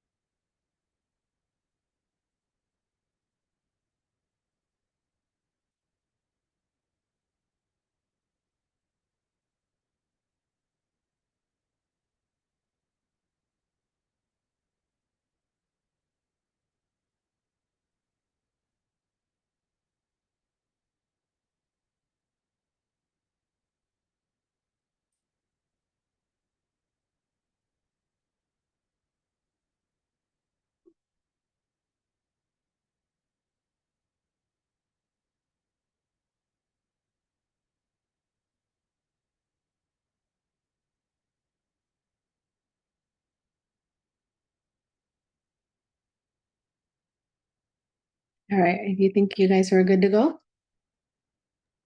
Yes. Okay. So now I'll be introducing the manager of the UMED hotline, Bhupinder Kaurji.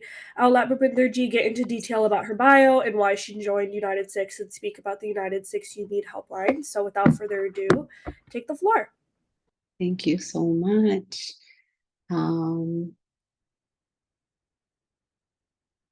Okay, there we go. So I just want to make sure that you guys can hear me okay. All right, great. So again, my name is Bhupinder. I am the UMED helpline manager. So I've been with United Sikhs for a little bit over a year now. Just a little bit about myself is that I am a mom of 3 boys, all boys. My eldest is 15, 12, and 5. So I got my hands full today. My eldest is at school, so my middle one is looking after my youngest. So if he bolts in here and starts screaming, Bloody Mary, please apologize. Let's see. So just a little bit about the UMED helpline. Let's just get right into it. And if you don't mind, I'm okay with you guys asking questions and jumping in at any time. So the UMED helpline is a 24-hour phone helpline, and that is the number right there. And okay. So does everyone know the Punjabi word for Umeed, or the English word for Umeed? It means hope, right? Oops. Okay. Multitasking over here, sorry. So hope means, or Umeed means hope in Punjabi. It's a, so again, it's a 24-hour phone helpline that aims to provide crucial support and guidance to individuals battling various challenges in their life. So basically, it's a safe space for anyone that is going to whatever problem in their life at that particular time. And we are trying to be that support for them. We want to help them find whatever mental health support that they need. If they're looking for substance abuse help, counseling, domestic violence, counseling if they're looking for legal aid, or there's other types of supportive services that anyone may need, and that's what we aim to provide. So here's the little mission statement: is to provide social support, prevention strategies, coordinated services, and information in order to provide a safe, strong, and caring community. So,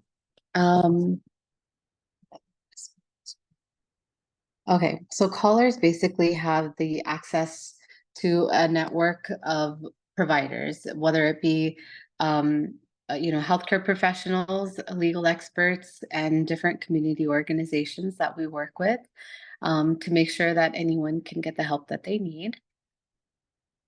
So the main thing, as Diego just discussed, in our previous speaker, were why would someone call? What are the reasons why anyone would need to call the Umeed helpline?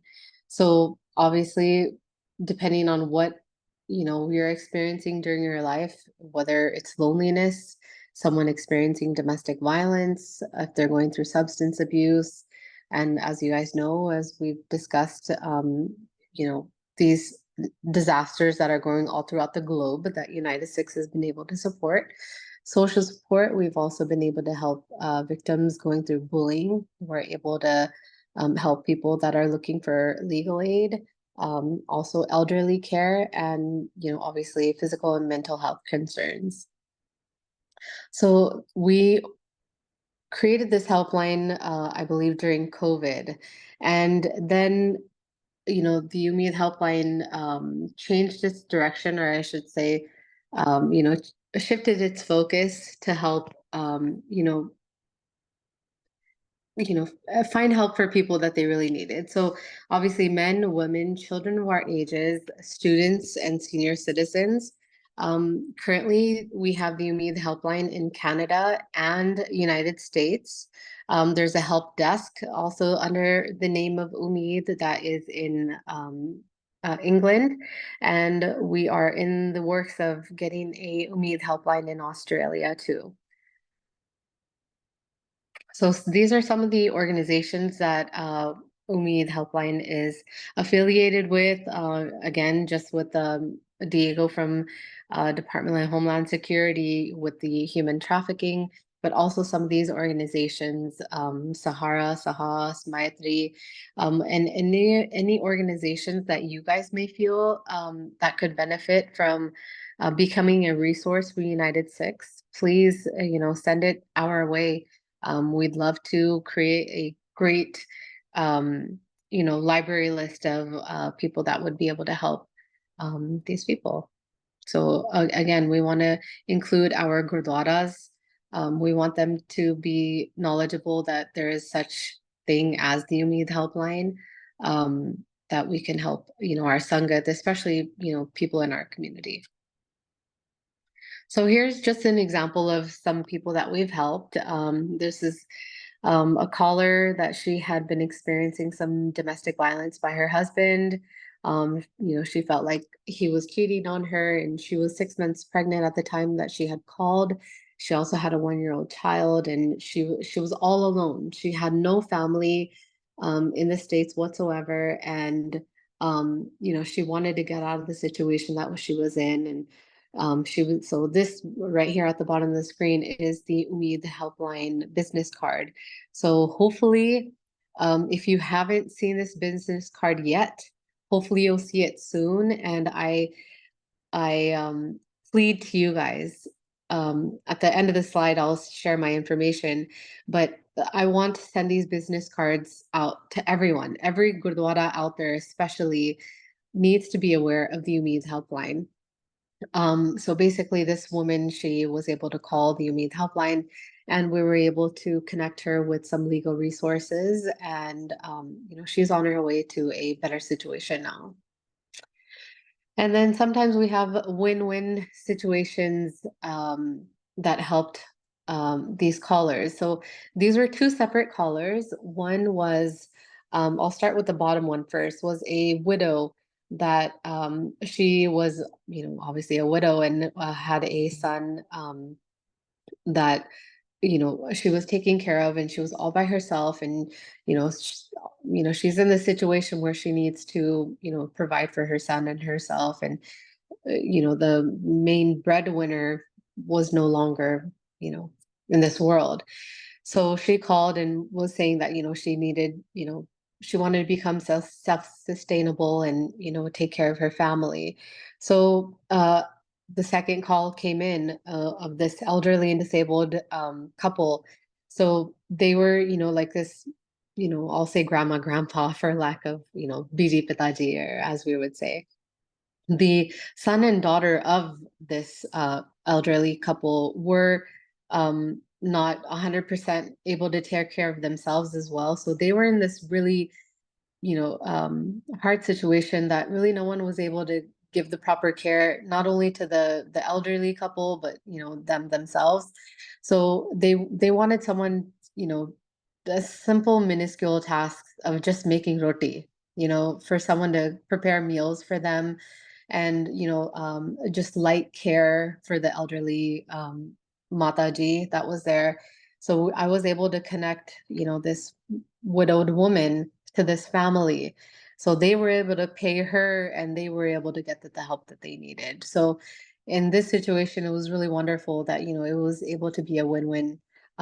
So depending on whatever type of situation any family is going through, I really hope that we, will be able to be that vehicle for people to find the support and the help that they need.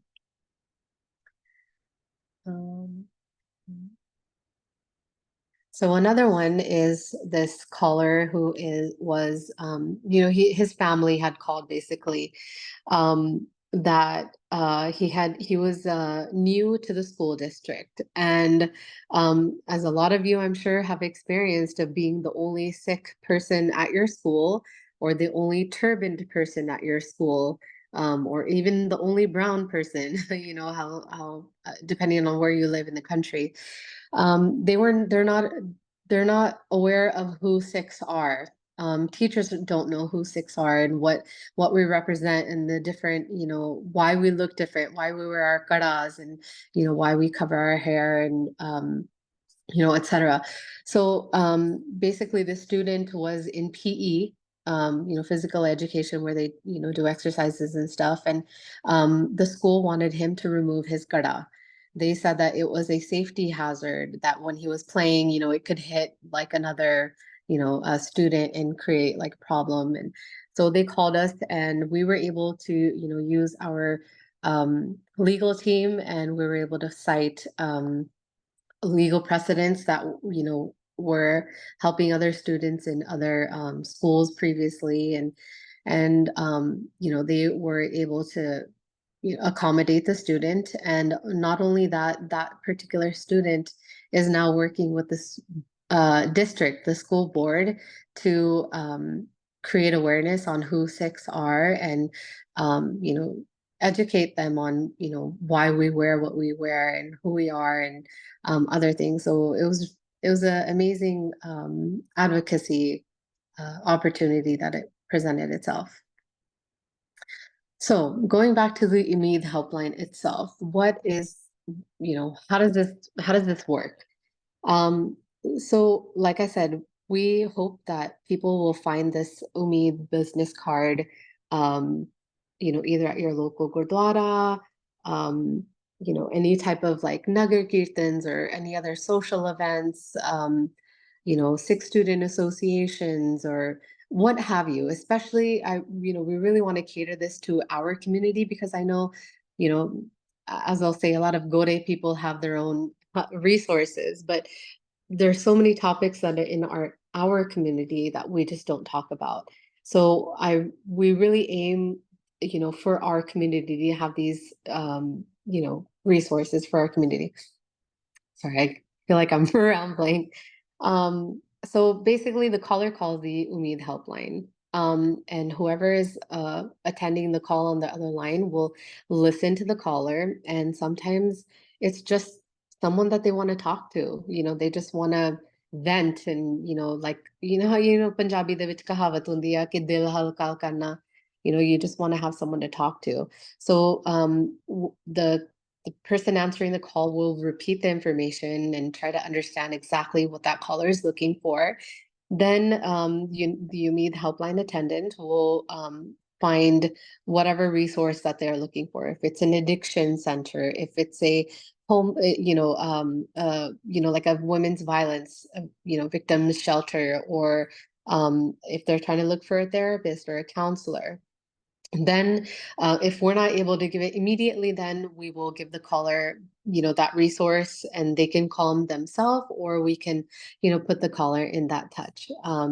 So basically, this is where the Umeed cycle, just kind of rotates. Is when one person is helped, they will hopefully share the, I was going through a difficult time. I called the Umeed helpline, and they were able to get me the help that I needed, and kind of spread the word. It becomes really important. Okay. So how can you help bring Umeed to others? So Umeed comes to others via mental health experts. Umeed comes to others via legal professionals. And then Umeed comes to others via professional caregivers to reach out to elderly members of the community, and also comes to others via volunteers to simply listen and elicit a conversation and become a ray of hope. So I can't even tell you how many callers have just called just to have someone to talk to. And if you've seen, our Instagram page, the UNITEDSIKHS Instagram page, we recently had a podcast on where we spoke about men needing, that sense of community, because I know a lot of women, we have our own little social circles, but and we're able to talk about our feelings a little bit more easily than men are. So, we encourage men to be able to call the Umeed helpline and become a resource for them and find the community that they may need. So I wanted to ask everyone here a quick question. What would you do? So imagine you had a friend who's complaining to you that they're having a hard time being at home. Their dad works all day and their mom is exhausted from taking care of their younger siblings. So you get the feeling that they're in a situation that you just can't really quite put your finger on. You know that their friends aren't that mature enough to give sound advice, and they don't really take things seriously. What would you tell them to do? What would you tell them to do? I will open up the floor, and if anyone wants to jump in, please. What would you do? Anyone? Okay, how about we take a quick poll? Let us see.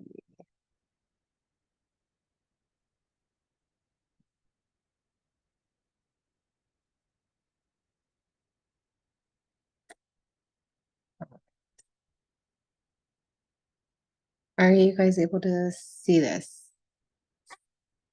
So here's a question I posed to you guys. So what would you tell a friend who's having a hard time? Would you tell them to just do ardas and pray, or would you tell them to call the Umeed helpline? Would you try to be a more involved friend, or would you suggest them just to go to therapy and kind of figure that out, on their own?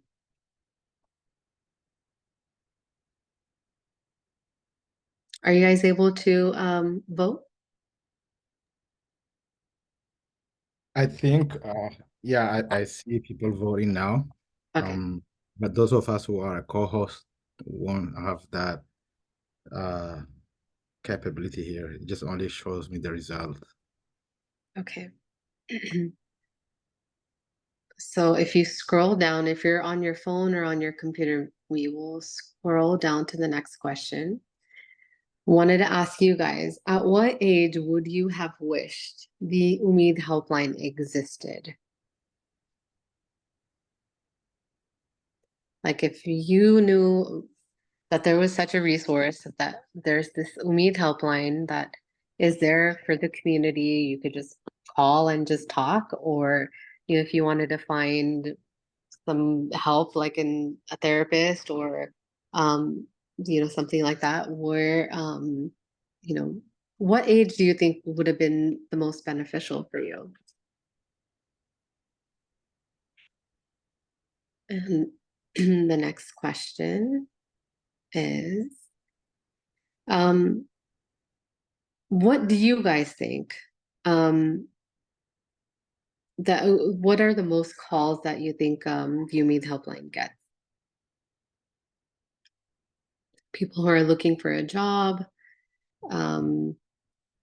people who are seeking employment, people who are looking for legal assistance, or domestic violence victims.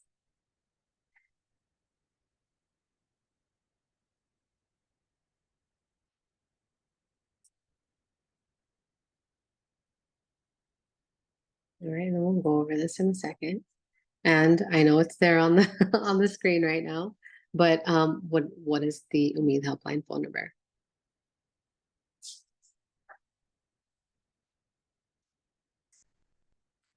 Right.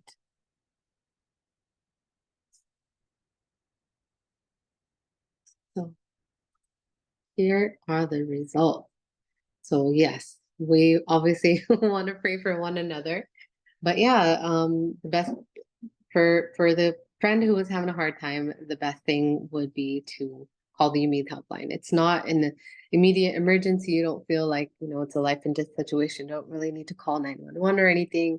Yes, you want to be a more involved friend, and you want to be there for the person that you can talk to them, but sometimes you might not have all the answers and you don't really know what to say, and it could be a weird situation. And yes, going to therapy is really important, but not everyone knows how to get therapy.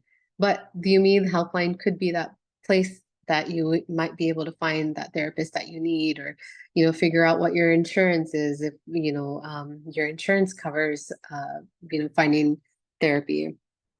So the next question, going to what age would you have wished the UMID helpline existed? So a lot of people that you felt your parents could have benefited from having the UMID helpline. Yes. And I will actually, share with you guys that I feel that, our older generation does need to be able to talk about these types of subjects. And if we don't make it okay to talk about that, it's you hear about these cycles continuing, as we talked about yesterday. And I forgot what the quote was that somebody had said, but it said, what was it? Mental health runs in my family, but it stops with me. Something, I'm sorry, I'm totally butchered that, but that was a good quote that I read that someone wrote yesterday. And what types of calls do you think the UMID helpline receives the most? People looking for jobs, absolutely. And it's kind of a tie between people just wanting to talk to someone. Yes, there are a lot of the calls actually are people looking for legal assistance. And a lot of calls are from domestic violence victims who are looking for the support that they need. And a lot of difficult situations people are in. Yeah. And the last question, again, the UMID helpline, it is not 1-800-FLOWERS. It's 1-800-1855-US UMID, or 878-6333. Cool. All right, and I know that was super quick. I will like to open up the the floor for anyone who would like to ask any questions about the UMID helpline. Please feel free. Fire away. Yeah, I can go first. Thank you for that. The UMID helpline is definitely something that our entire community definitely needs. So say when I'm going to the Gurdwara, because I'm from Eastern Pennsylvania, so we don't really have a big presence of United Sikhs or any other organizations here. But I definitely know this is something that I would want to present to my Gurdwara and our Sangat. So say I was going to kind of talk to the Sangat about it and explain what it is, how should I go about that if I wanted to, bring that to the Sangat here that hasn't heard of this? So yes, great question. I know I'm a little all over the place right now, so hopefully I probably wasn't able to describe it amazingly, but it's a 24-hour helpline, and the attendant there is there to listen to whatever question that that person might have. If they're looking for legal assistance, if they're looking for food security, if they're looking for um, you know, what have you, elderly people who had, you know, insurance questions. And a lot of times some people, they, you know, they speak Punjabi and they don't speak English. And they're like, you know, can you help us fill out forms? Can you find out, you know, we try, the Umeed helpline isn't like, we try to provide help as much as we possibly can, but we try to be a resource that we put you in touch with whatever place that you need to find, especially people, you know, who don't speak English and they need help in Punjabi.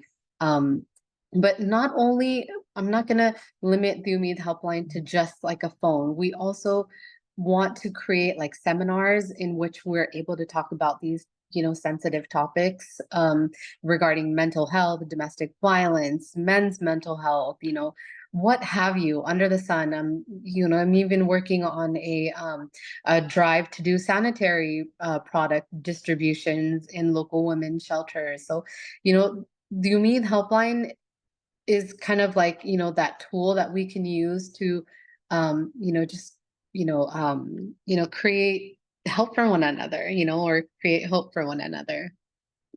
Gotcha, awesome. So that helps a lot, like kind of present it as a resource rather than like the end point, like you're gonna go here and get all of your problems solved, rather present it as like we're here to listen and we're here to connect you to what you may need. Perfect, thank you for that. Yeah, of course, thanks. Go ahead, Damandeep.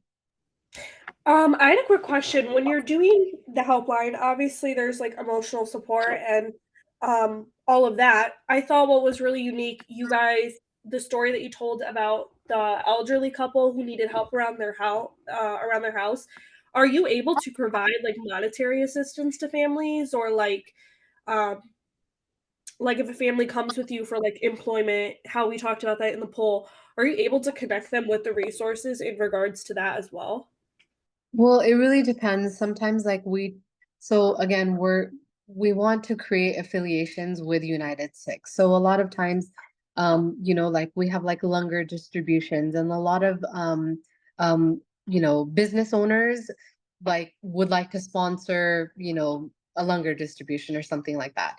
And, you know, they'll say, you know, if anyone, you know, needs, you know, help, you know, some hours, or, you know, we need whatever it may be, we try to create affiliations in that we'd be able to connect these people and be like, you know, hey, someone owns a gas station or a liquor store and they need, you know, someone to fill the coolers, or you know, little odd jobs here and there. Sometimes we will get those business owners that will say, we need help. If you know anyone, let us know. You know, so those sometimes we'll be able to put them with, you know, one another. But otherwise, you know, depending on, you know, where it comes to employment, it depends on where that person is calling from, you know, what their profession is. And, you know, if we need to do like a LinkedIn search, or, you know, if we need someone to look over your resume, or, you know, we'll try to find you someone that can help with that.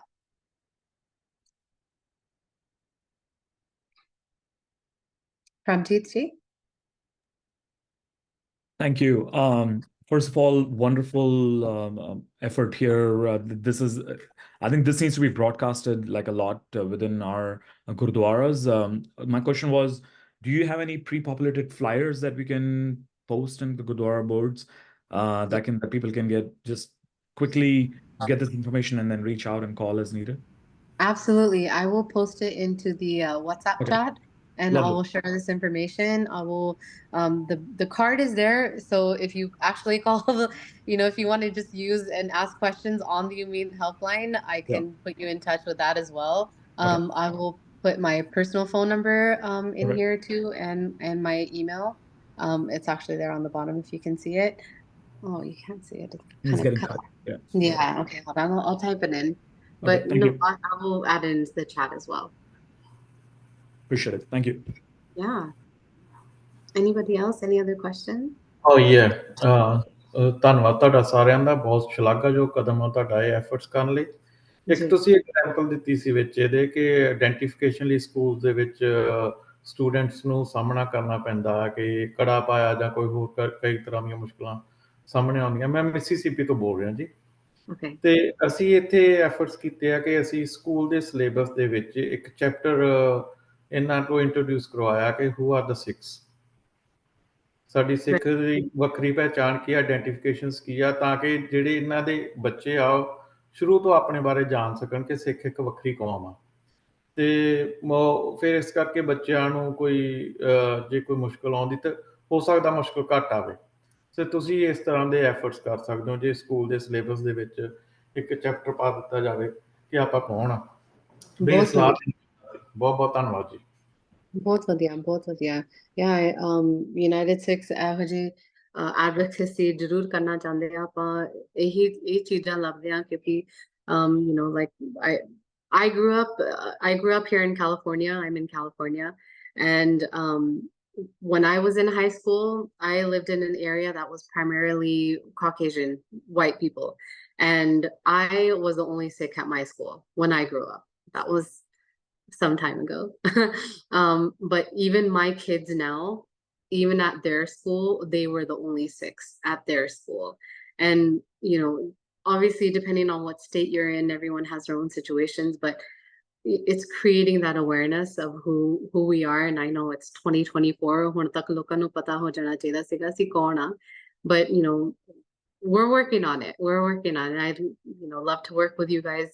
Any other volunteers, do you guys have any information or any ideas on where you think the UMED helpline would be a great resource? Let's work on it. Send me ideas. Let's work together. This is what I'm here for. Have you thought of exploring or expanding this to like a chatbot kind of thing as well, where it can be like a chat service? Yeah, I have thought about that. I'm not sure. That'd be nice. If Hardayal Riji or if Gurpreet Riji are here, and they would like to expand on that. I think it's a matter of really building up our resources. Yeah. And finding amazing volunteers like you. If you have that capability, let's talk. Sure. Sounds good. The idea is basically people who just really use this resource is people who do not have access to any kind of information. They probably might be going through some tough time, and it's the 911 form of the community. They feel safer. There is a lot of vulnerability in here. So obviously the idea of chatbot is, it's very sophisticated. That's something that the United States can consider to expand and make it more accessible for people who do have that access to. That's a very brilliant suggestion on your side. Thank you. I would like to step in here and just mention, I think, so I personally have thought about in integrating a chatbot, and I work with AI as well. I think that developing that personal connection, which is really important between the caller and the UMED helpline members, is very important to understand the situation. And since every situation is unique in its own way, a chatbot would not be able to solve that problem. If it is a very standard solution, like providing help articles, which I don't believe, I mean, we're not offering that here, right? It's not any support article here or troubleshooting any device. It's developing that personal connection, which again, down the line, if AI is smart enough to do that, we would 100% think about it. And definitely, but thank you for that suggestion. Thank you for listening. Appreciate it, guys.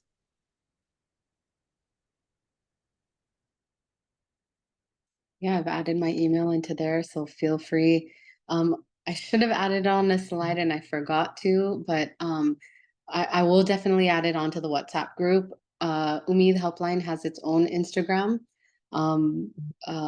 We try to monitor it as best of our capabilities, but feel free to reach out on that and share share with their social medias, because I know this is a social media age. And again, I hope, our little $50 incentive, maybe you guys can come up with some type of videos that would help promote the UMID helpline. And if any of you are, like these social media influencer or up and coming influencers that would like to work with us, call me.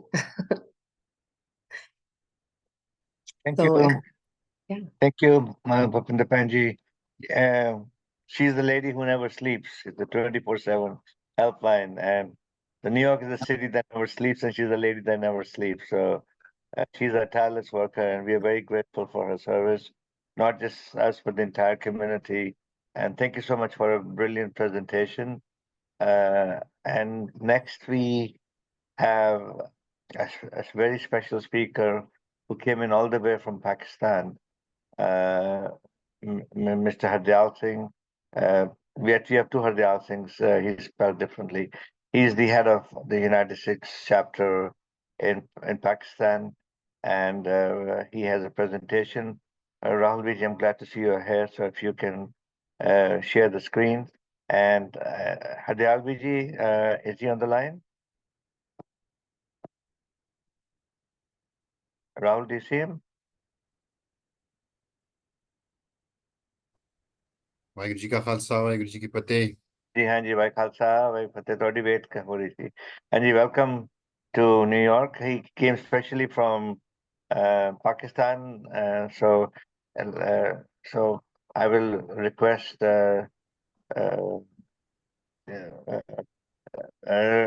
Daman ji to introduce him and also share the presentation and बहुत welcome Veer ji ਤੁਹਾਡਾ, and we look forward to the presentation. Thank you so much. I'll just briefly make the introduction. I do not inform Demandi. So Hardyal is our staff member who is a country director in Pakistan. He oversees some of the civil rights activities and projects that the UNITEDSIKHS coordinates in Pakistan. As all of you might be aware of, there is a serious civil rights implication for the Sikh community in that part of the world, in the sense that security issues, security of the faith, and existential threat that the Sikh community face in that area. I personally have done a lot of research, and we came to understand that there needs to be a lot of investment to protect investment in terms of protecting the civil rights of the Sikh people in that part of the world, because obviously that has been the hotbed of non-state actors in that region. So we work with State Department in that regard. So Mr. Hardyal represents some of these human rights items in that part of the world. So he came all the way from there, and he has a voice from the field. We are looking forward to hear from him in the next few weeks. We also have planned a few meetings with State Department and some agencies in Washington, D.C. So, Mr. Hardyal, welcome, and we are excited that you are here. Go ahead and take the floor, please. Thank you so much. I'm Hardyal Singh, UNITEDSIKH Director from Pakistan. Before coming to presentation, I would like to share the background of UNITEDSIKH in Pakistan in 2009, where my father was kidnapped by Taliban. I will share my history and background. In our agency, there is a tribal area in Pakistan where some Sikhs were living in there. Taliban kidnapped my father and other community members. There is a three demand of the Taliban: either to pay jizya, or forced conversion, or to accept Islam, or fight with us. So at that time, the Sikh community of Pakistan decided that we can only options to pay only jizya. At that time, they were demanded to pay only 5 crore Pakistani rupees. So then after that, we paid some of the ransom amount for Taliban to release my father. After that, there was also a humanitarian crisis in Pakistan in 2009, IDPs, whereas government and in 2009, Pakistan is the worst international displacement crisis in the history, whereas millions of IDPs also fleeing, fighting in military operation. Among these IDPs, more than 1,000 Sikhs were also displaced from their host place.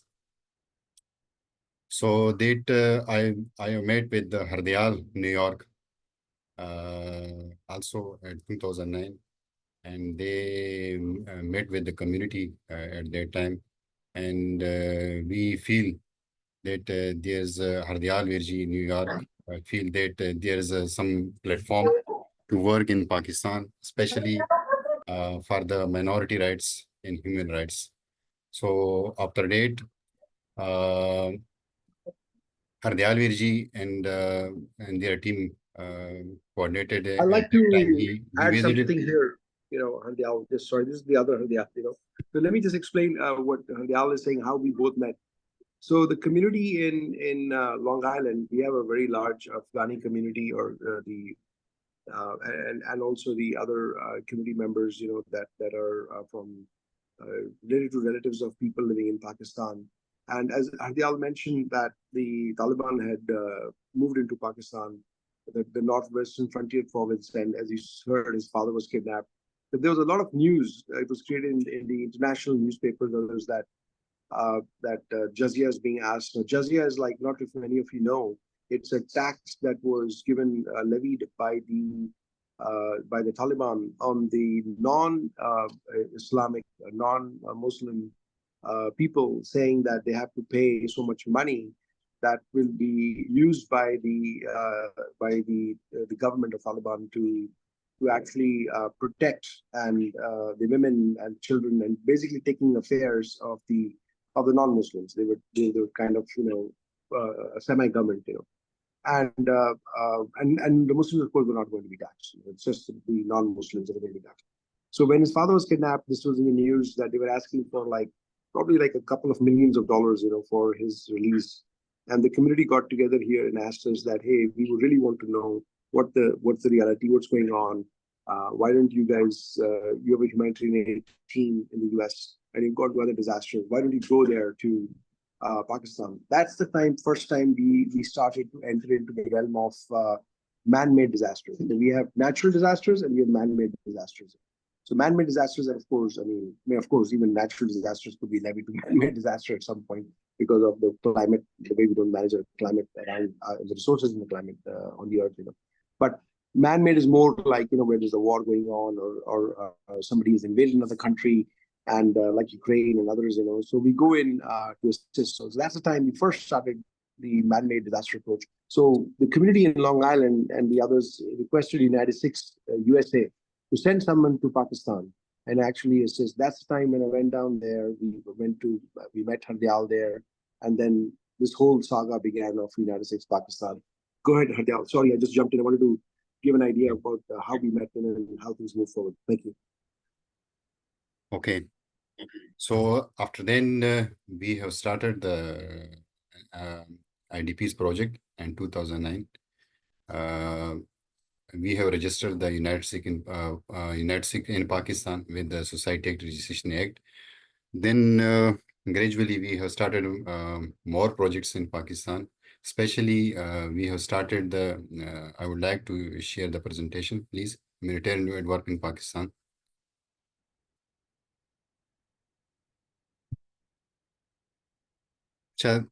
We are working like three pillars: humanitarian aid, like Sikh aid, legacy, legal aid, advocacy, and community development work. So the first one, IDPs project, I will share the timeline one by one to discuss. 2009 to 2011, we worked on IDPs project, like That's the story already discussed by Hardyal Virji, the Islamic text threat to Sikh community in Khyber Orgzai Agency and SWAT IDPs. We have worked on these IDPs. And second, we will discuss the Sitare project, which also we are sponsoring the children and kids until to higher education. The third one is Harinder Kaur asylum case that the lady whose husband was kidnapped and killed by Taliban at Khyber border. She was belonged to Afghanistan, and that 2009 in United Six sponsor that Harinder Kaur, one is his daughter Alimit Kaur, to Canada. The fourth one we will discuss flood relief work in Pakistan in 2011-2012. The fifth one, the earthquake relief work in Pakistan, or the seventh one, rehabilitation of Afghan Sikhs in 2020, where they were forced to, where bomb blast destroyed one Gurdwara, and also 25 Sikh community were dead at that time. And then we have started online Punjabi classes in Peshawar. Then we will expand this project to all the country. Thus, in 2022, we also started a huge flood relief work in Pakistan. And the eighth one, the monetary support project, which we have supported that families whose breadwinner has been died and there is no source of finance. So we have supported by investment the amount into different government scheme, and due to which the family can get monthly income that they can use this amount for their kids' education purposes. And the last one, the current Sikh situation in Pakistan. So let's come to discuss the IDPs. In 2009, whereas 2.5 million IDPs have been displaced, like from Swat. Swat is a northern area. Ardyal Virji also visited, I think, there. Whereas 2.5 million IDPs were displaced at that time due to military and operations. And also among of these more than 1,006 IDPs are also displaced, where they were sheltered in Gurdwara Panjasab and someone in Peshawar. Similarly, to Taliban, those also were taken shelter in Peshawar, where they were forced to from Orgzai in Khyber Agency, where the Taliban demanded jizya or Islamic taxes. In spite of these dark situation, United States started humanitarian work and different and several human rights work in Pakistan. Now the United States registered organization and still working on many different projects in Pakistan. So working in Pakistan is very difficult nowadays due to the security concern, due to the border attached with Afghanistan. So it's very difficult to Pakistan and working in Pakistan because we are facing different threats. Although despite of this, all this work, we are working as a seva, which is the main pillar of Sikhism. So working in Pakistan, like the attached border with Afghanistan, like Khyber Agency, and still the more than 300 Sikh community also migrated from Peshawar and that due to security concern. So at that time, United Sikh start work from Gurdwara Panjasab, where thousands of Sikh IDPs families were displaced, and we have provided rations, weekly rations. At that time, we also supported medical camps. Despite of this, we also went field area where no one can go there. So that's the first. I would like to congratulate Hardyal Virji at that time. He bold to go there, and it was very difficult at that time. The Taliban next to 2 kilometers away from that area. So and in spite of this, we continue our seva in that area. So different projects have been also started for the IDPs. So next, please.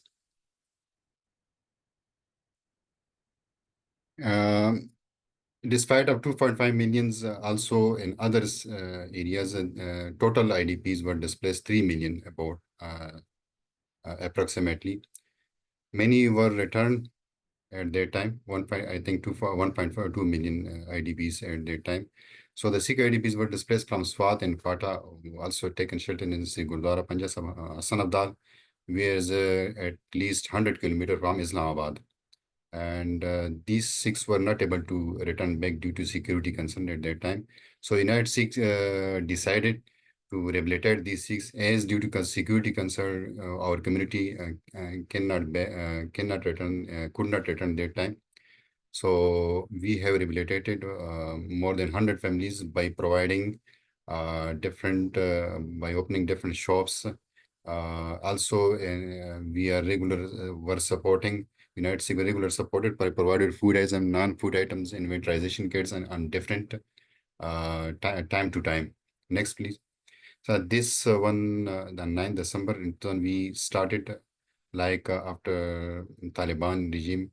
The family came only with clothes back due to ongoing security operations in Fata in 2000. Minisik were the place.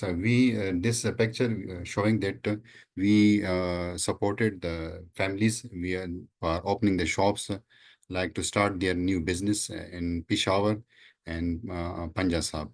This one of the project. Initially, we started this project. Next. The same, there 70 displaced family from Khyber through Rescue Family Project. We have provided supported to this family. Many donors were supported in this cause. So in Panjasa, we also supported regular. We have provided cash fund for their shop, and also to open saving accounts that who has not know any source of finance. We had open a saving scheme account. That's a government saving scheme that they can monthly receive income from that fund. So still this project is continuing. Next, please. So this is the same project we started. We opened the shops. That's a picture. You can also say Amardeep Singh in the center middle of the project came from UK. So at that time we opened shop to different new business for the community. Next. So that's when transition kit regularly time to time we have supported the community. Like when the winter season, we distributed winterization kit to more than 1,000 families. Next. During the harsh winter, Pakistan United States distributed to 87 families affected by which were displaced from Peros Khel area, Orgaz Agency, Sada Korm Agency, Parachinar, and we have distributed some blankets and essential supplies, Pakistan IDPs, and other items we have regularly distributed. The same we have medical camps at that time. We are discussing the 2009 project, that we are supporting the families, IDP families in 2009. This is why I'm showing the pictures, how we worked at that time in 2009. UNITEDSIKHS how started this project, and still we are supporting these IDPs, and still some families also in Panja Sahib. So next. The same we are regularly were provided rations or food items to the families at that time, 2009. There's Dr. Sun Singh, who also shot dead by some Taliban. The left. So I like to add here, this Swaran Singh that you see over there, he's the guy who we actually met. He's the one who was very instrumental who helped us in meeting up with Hardyal and a few others. He was recognized by the local government over there to take care of the affairs, some of the affairs at Panja Sahib Gurdwara. A very active man, very, both seva karan wale bande si, very, helpful. And as Hardyal mentioned, that he was shot dead. And I'm sure he will talk more about the biggest problem, challenges that this community faces over there is that anybody who is working and speaking for the rights, and as it become prominent, we really don't know who actually is the person who's being killed. It's very difficult to get the justice, and Hardyal will speak more about it as we go along. Continue. He was a member of parliament and also president of Pakistan Sikh Gurdwara Prabandhak Committee at that time. So he was shot dead by Taliban due to his humanitarian work. And when someone prominent, he was in risk. Someone may be killed there. Okay, next, please. Acha, that same winterization kit that we have distributed in. Next, please. Same. Acha, this was the non-NFI, the blank cloths which came from Bangkok Sikh community and other community which they have dispatched these items, and we have distributed this among the IDPs in 2009. This was the clothes and we received 2 containers at that time. We have worked with Nest Trust for Population Welfare as a partner. So this was a SAM IDP's project in 2009. Next. That's SAM, we distributed the cloths among the children, kids. So the one thing I like to add here is that all these pictures that you're seeing, it's not that they're doing this work ad hoc. So Hardyal and his team over there do the needs assessment. This is just we are showing how we worked at that time. Right. And that's no, I'm trying to tell the audience that that these are requests that come from the people. This the area we have worked. The area we have worked is very risky area at that time because there is some 2-3 kilometers Taliban were that time were away from us at that time. Okay, next please. Acha, Sitare project in 2009 we have started from one family. That is Jaspal Singh. Jaspal Singh, who was a resident of Peshawar, who at that time, 2009, he just went to Khyber agency. At that time, 3 other community went with them for the business purposes. Taliban kidnapped Jaspal Singh at that time in 2009. The Taliban then demanded 2 crore Pakistani rupees from Jaspal Singh family. So they cannot pay at that time, could not pay at that time, the Jaspal Singh family. After that, they beheaded the Jaspal Singh. I can't explain. He is my also relative. I can't explain. He beheaded the Jaspal Singh and threw his head near Heli area. At that time, we go with the security forces in army and bring his dead body. And after that, we have started the Sitare project from the Jaspal kids. We have supported this by providing fees to education. No, the kids, these kids are qualified, have done master degree through the Sitare project. There's achievement goes to United Sikh, who supported and started this project, the Sitare project in Peshawar. No, 39 students we have sponsored through this project in 2009. 20 people are graduated.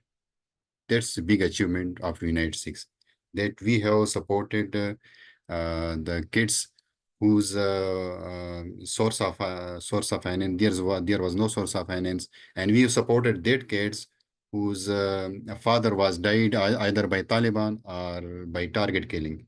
So at that time, no one supported this family. So we just come forward and started this project. 13 out of 39, 20 kids graduated now. And they have very on good position, have good job. Some have, including some other 10 are core, 10 are female. And this we also graduated. So there is a big achievement of United Mr. Hardyal, can we just take questions and kind of like make it more, I think people are just raising their hands, asking question, Demandeep and Indrajit Singh as well. Is that okay? Yeah.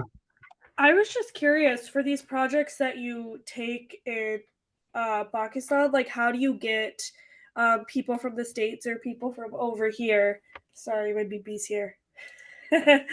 How do you get people from BB? Hi, Kana. Sastika. Satrika.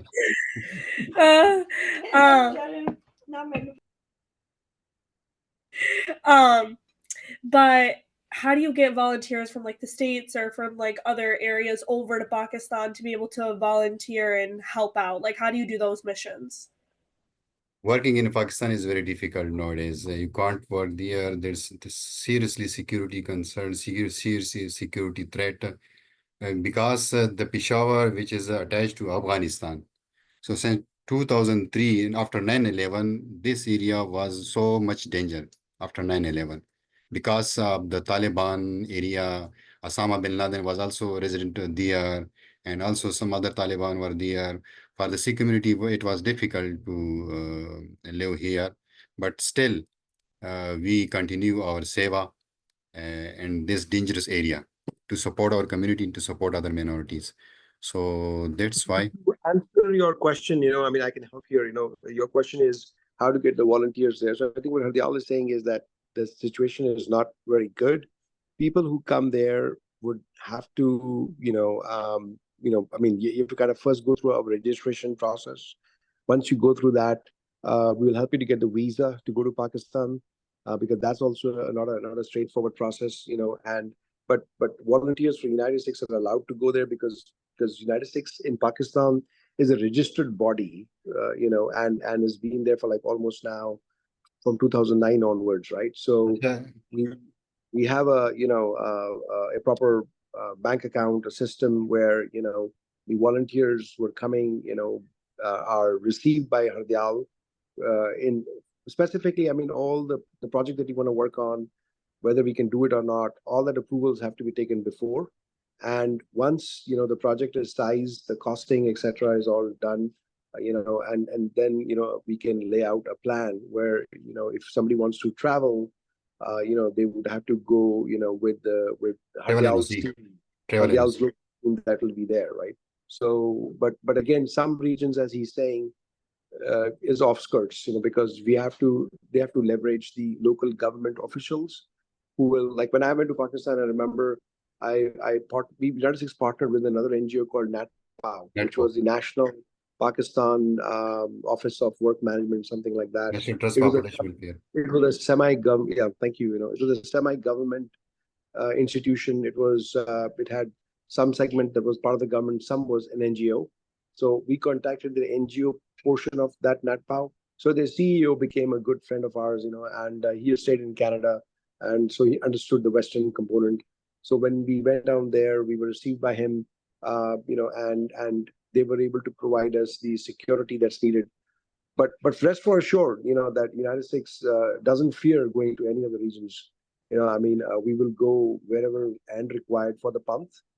And I think one key factor that is important for you to see through all of this, and whoever's on the call, is that look at the model that the same three pillars are being replicated there. The same identity-related issues that, I mean, of course, in Pakistan, they're very high, that exist. But the same projects under the concept of Meeri Piri are being implemented. And it's the local people of Pakistan who are empowered to do that. So there is not much of a difference. Local Sikhs, what I'm trying to say. And that's what United States is. And we will go into any country where the Sikh community lives, and if they are facing issues, and problems, like similarly in France, in Belgium, in Australia, in New Zealand, that's how United States grew in other countries. So today you can see Hardyal from there has traveled over here. He's here to meet the State Department and sort of give his window of what's going on with the Sikh community there. So and you as the future leaders of United, since you've joined the Sikh Summit, you have the opportunity to immerse yourself into any of these projects and move things forward. But there is this pathway, the runway that exists, which is United Sikhs amongst the other organizations, that you can levy upon and leverage, to partner with other NGOs, or excuse me, to work with us on existing projects. So somebody asked a question about how they can volunteer. Is that answered, or do you need some more input on that, or we can probably go to the next question? That answered my question. It was mostly about what you were talking about, the processes before going through all of that, getting approved, etc. Okay, That was I will add something. When someone coming from abroad, you will need travel NOC. Without travel NOC, you can't travel. There's no-go areas. Peshawar is a red zone for the foreigner. So nobody can go there without travel NOC. There's a no-go area. There's a government some restrictions. Whenever the IDP's project started, we have started the registration with the government department. This was a difficult condition for the community. Without registration, you can't. No one can give the food items or other items or other facilities. You cannot have access to any other facilities. So initially, we have worked with the social welfare department. It's the government social welfare department, UNICR, and other organization, UN OCHA. I'm also was the member at that time, cluster meeting, were regular attended. So we have initially started registration process of these IDPs. This was the initial phase. After then the government department who registered the IDPs came to Gurdwara Panja Sahib and Peshawar. That's a different processes to register. After then we can start the project. Without this process and registration of IDPs, you can't work there. No one can go there without NOC. If someone coming from abroad, I will apply for travel NOC. Then you can go anywhere in Pakistan, because the government are providing security. There's a risk if someone going to that risky area. So government is not taking any responsibility. So that's why if anyone come to volunteer, it's very difficult. We engage local people instead of coming from abroad, because the local people know the culture of that area and know the security reasons in other area. So that's why anyone who is volunteer, we also taken volunteer from local. Like from Swat, we have taken volunteers from Swat area, and from Panjasa, we have taken volunteer from that area. So that's why. What we can do actually is, UNITEDSIKHS can leverage its connection in DC with the State Department, as well as the U.S. Embassy in Pakistan, and we can provide some kind of conversation or facilitation for another layer of security. Obviously, whoever travels from here travels as I will an discuss later on how the Sikh community were targeted, how many people were targeted, and how many people killed by Taliban, targeting how many people moved to from Pakistan. Later I will discuss something. So first I will discuss one by one project, how we started the project, how we worked here. So this was the Sitare project. After next, please, Harinder Kaur. Hardyalvir ji know that when he came, Hardyalvir ji, he met with a lady which is named Harinder Kaur. His daughter was only he was only one daughter, Elmeed Kaur.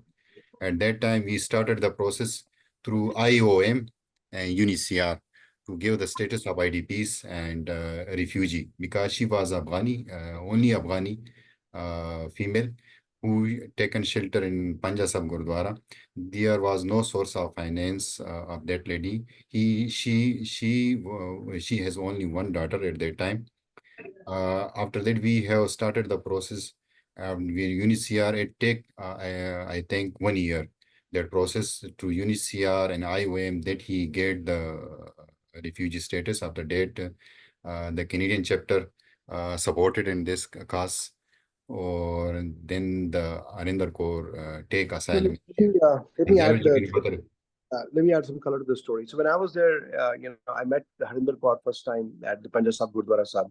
So when I met her, I asked her her family situation. She explained how her husband was shot dead. Her husband was a journalist, and when they were living in that region of NWFP, he was writing, of course, against the Taliban. He was a human rights activist, a very brave Sikh, and was speaking the truth and justice. And they eliminated him. And then they were also going to eliminate his wife and her daughter. I mean, the family then actually was hiding, and actually it was hiding in Panja Sahib Gurdwara. So one thing that what I saw, and this is my experience over there, is that people are very, very, very afraid of the Taliban. And the reasoning what they've given me is that it's funny, I mean, what I'm saying, but it's like they're very true to their word. If they say something, they will do it. I mean, it may take 1 year, 2 years, 5 years, 6 years, but they will come after you. So there was a fear, and that's why even after coming to Pakistan in Punjab, she was still in hiding. That means leaving that area, coming to another country, which means that if Taliban would say that they would eliminate somebody, they would probably travel anywhere in the world to kind of make that happen. I mean, of course, that's what the people over there say.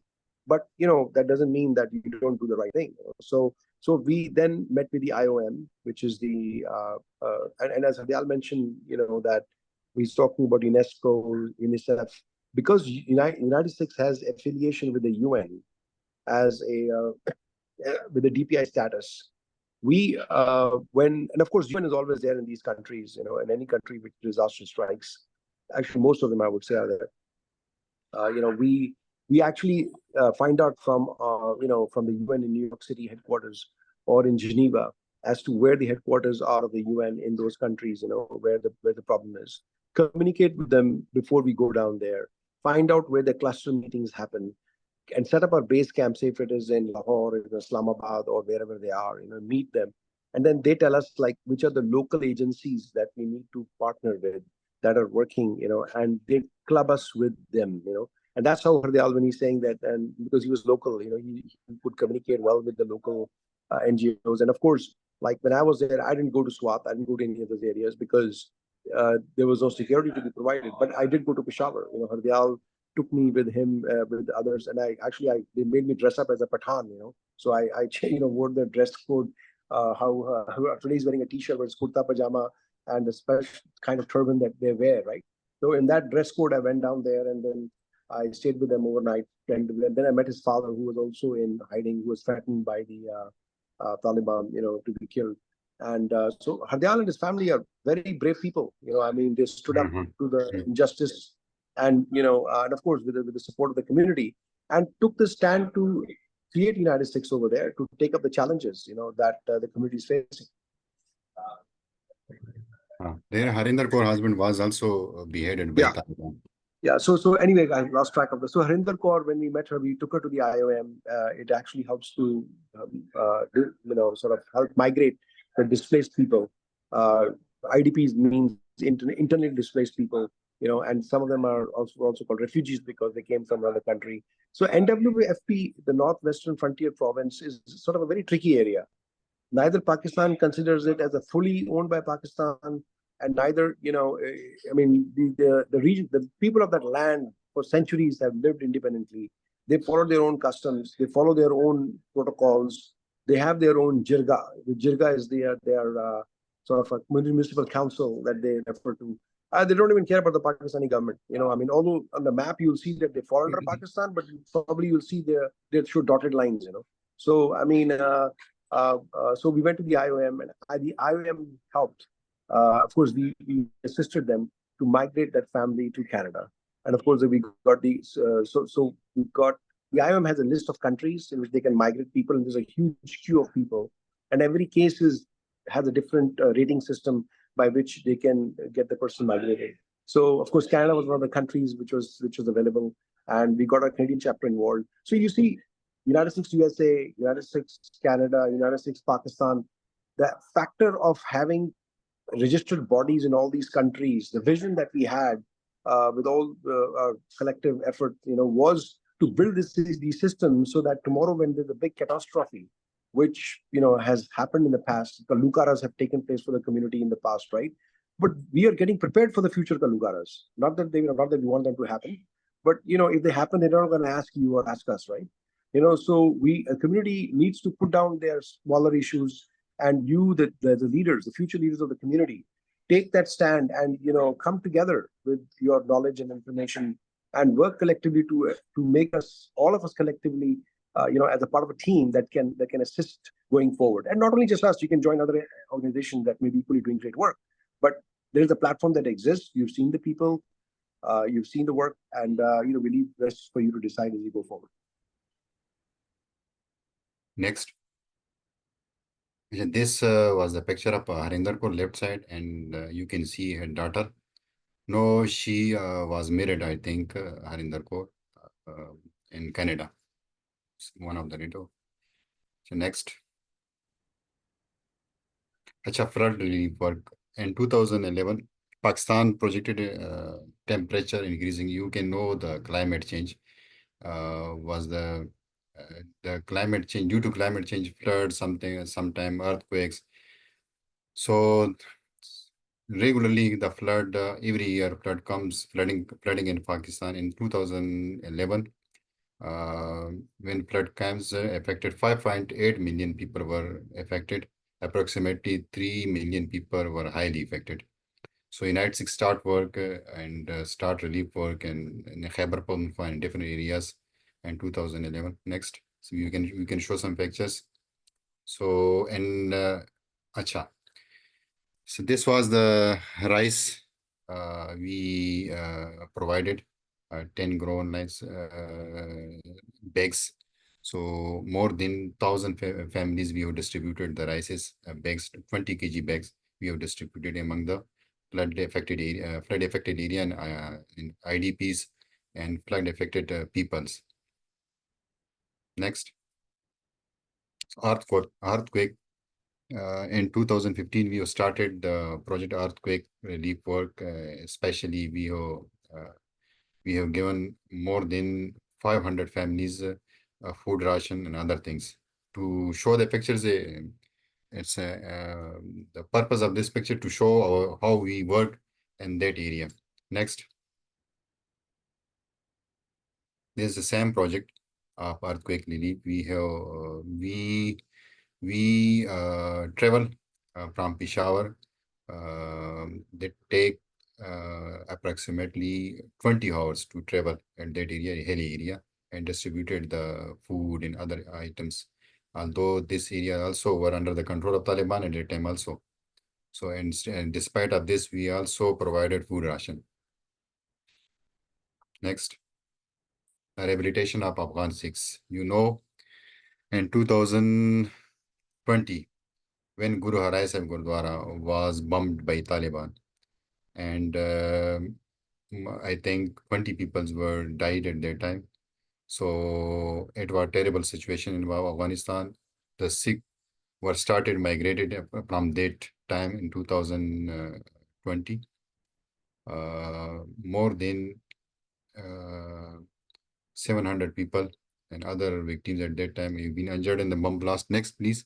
There's a Afghanistan project we started. This was the Afghani Sikhs who supported during the COVID-19 in Afghanistan. Next, please. Okay, there's also approximately 10,000 Afghani Sikhs and Hindus we have relocated and supported in India as well as from Pakistan to India and other countries.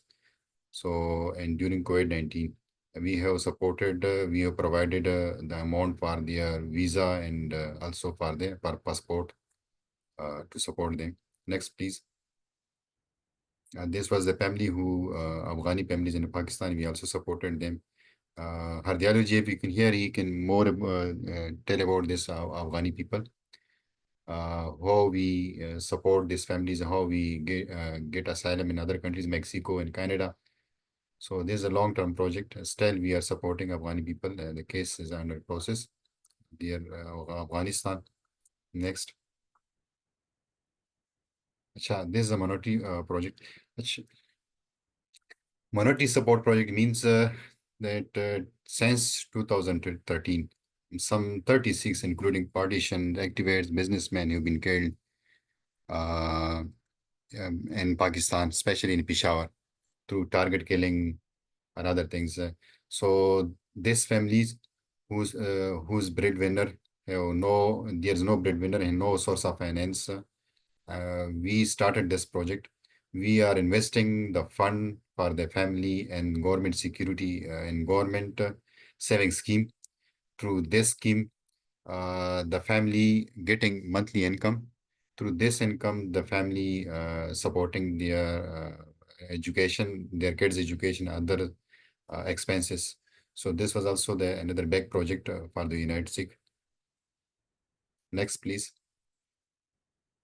And this same monetary project, we have continued this project like last year in 2022 and 2023, when four families, they all Singh, Ranjit Singh, Kuljit Singh, and Manmohan Singh, who was killed by SIS group in Peshawar, who claimed their responsibility, who killed these people. So the situation here is very. I was also told that situation here especially in Peshawar, is very threatened and risky. So the community start migrated from that area. About 300 families have been migrated to Punjab from Peshawar, and some have migrated to India, Delhi. So this was the family whose father was killed by Taliban, SIS group, Daesh in Kende, SIS group in Kende. About 4 families have been killed in 1 year through target killing. So we have supported this family through providing fund or investing because these families cannot do any business. They have small children, and the culture. Women cannot work here in Peshawar and Khyber Pakhtunkhwa. So not they can go out to bazaar and any other years. The culture we have Afghani and Peshawari are same culture. So that's why we have invested the amount fund into government saving scheme that they can get monthly income. Next, please. I will also explain some. Go back, please. Go back, please. Acha. Go back. Go back. Go back. Actually, this. In addition, United Sikh have worked with the government authorities. We have provided 3 million PKR to each family through government. We have started paperwork for this family. We are involved in liaising with the ministries. So that's why the government provided 3 million PKR to each family. So they have received, and this amount also invested in a government saving scheme. That's why the family can receive. That's why 3 million each. I think you can say that 2 crore something amount were provided by government through United Sikh chapter, through United Sikh. Due to we have provided the paperwork, we coordinated with the government.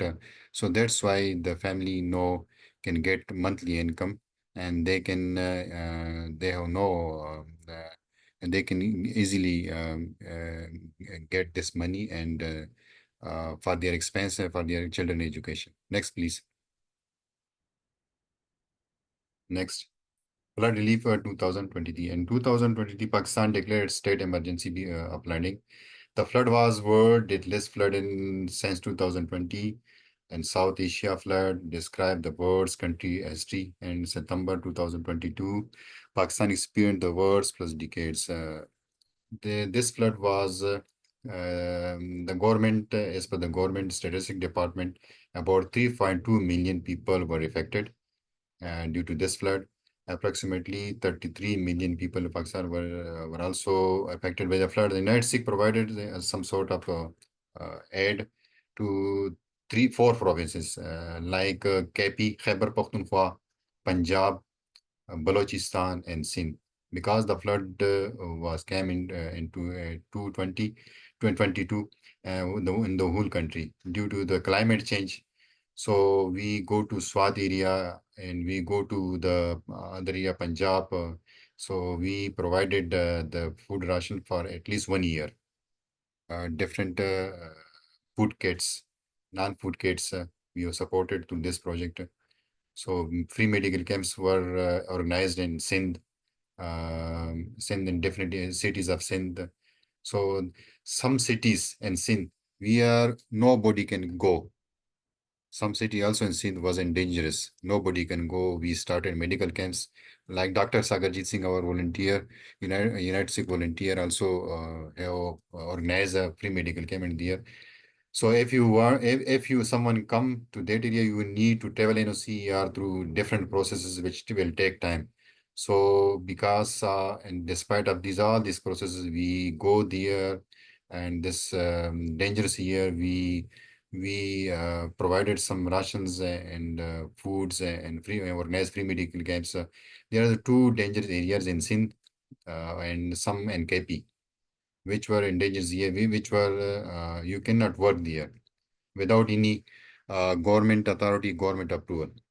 So this was also a huge project, United Sikh in 2022. We organized different medical camps in Swat area and other cities of Pakistan. Next, please. So there's some pictures. We worked in the field field area. Next, please. Acha. The head projects we started online Punjabi classes. There was a difficult Punjabi classes, and because no one can speak better, no one can speak Punjabi like due to culture, and so we feel that Punjabi classes should be arranged. So due to the support of UNITEDSIKHS, we started online Punjabi classes. We have trained more than 80 kids who can speak Punjabi. Before this, they were not able to speak because they were speaking Urdu or Hindi, they were speaking Pashto or other language, but they can't speak Punjabi. No, they are able to speak Punjabi well. More than 80 students we have trained through online Punjabi classes. So this project still continue. We are expanding this project to all other cities of Pakistan. So this is a good project. So despite of this, we also started a Hindi classes that kids should know. So that's why Punjabi bol Punjabi in League Punjabi pad. So this is the main projects also of UNITEDSIKHS. We have started from Peshawar. Next, please. So I would like to discuss the current situation. The religious minorities were always targeted in Pakistan, like especially in Peshawar, Khyber Pakhtunkhwa. We cannot go to some area because we feel that someone can come and kill us. That's the situation. So majority Sikhs have been migrated to India from Pakistan due to the security concern. Some have migrated to Punjab, the safe area. That's very difficult for us in the current scenario. We cannot leave Pakistan because our Sikh heritage, that's 90% Sikh heritage in Pakistan. We have different gurdwaras, 90% Sikh heritage in Pakistan. We should work in heritage. So if we go from Pakistan, that's very difficult for us. That's already the heritage are under risk condition. So that's why Sikh population day by day decreasing instead of increasing. So that's the alarming situation for Sikhs in Pakistan, because Sikh came into being from Pakistan. The foundation of the Sikh from Pakistan. So we should work for the betterment of the community. That should be different. Different should be there should be to discuss this topic furthermore. So I would like to thank all members of UNITEDSIKHS. So can you hear me, please? Yes, we can. Yes, we can hear you. Can furthermore explain about the current situation. As I have explained to you, there's a since 2009, approximately 30 people were killed either by target killing, either by Taliban, either by claimed by SIS group. There's Daesh group, SIS group. They have claimed responsibility. They have threatened the community. Sometime I also received some text messages from unknown number. We will kill you. I have discussed earlier with the Hardyal Virji. At that time, that's very, and despite of all these, we are continuing our seva in Pakistan. I have just received some WhatsApp messages. I have shared with our legal team last year, some messages and from unknown group that we will kill you. So that's why Pakistan is a very dangerous country to work here. So there should be the State Department should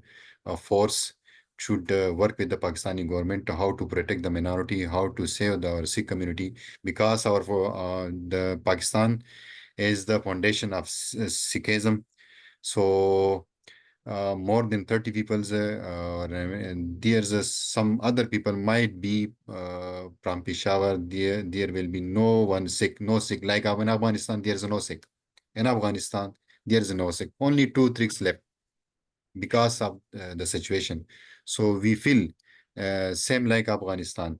Pakistan may be same situation. Maybe will pass to same situation. So I would like to request to relevant department to force the Pakistani government to work with the government to how to save the minority, and should start the work and Sikh heritage, Sikh diaspora, because 90% Sikh heritage in Pakistan. We should work the renovation of Gurdwaras. We should work to work with the community. We should work Sikh from abroad should come forward to work in Pakistan, like to renovate the Gurudwaras, to again there should give opportunity to Sikh people in Pakistan. So I feel like same situation will come like in Afghanistan, might be in Pakistan, due to this from 3 months. Due to last 3 months, I feel some 300 families migrated. That's an alarming situation. Some 300 families migrated from Peshawar and to India. You can check there in Delhi. Majority have been migrated to India. Why? Because no one care. No minority should be protected. Minority here in risk. Unlike minority Sikh, other Sikh Christian and other Hindus are also on target. So we are prominent community. We are known from turban, so that's why we are easily targeted in Pakistan. So there should be work from the department, from the Sikh community should start work and should work on Gurdwaras. We feel might be the Gurdwara, just like in Afghanistan, there's no Sikh. Only 2-3 Sikh left in Afghanistan. There is historical Gurdwaras in Afghanistan. 90% Gurdwara, historical Gurdwaras in Pakistan.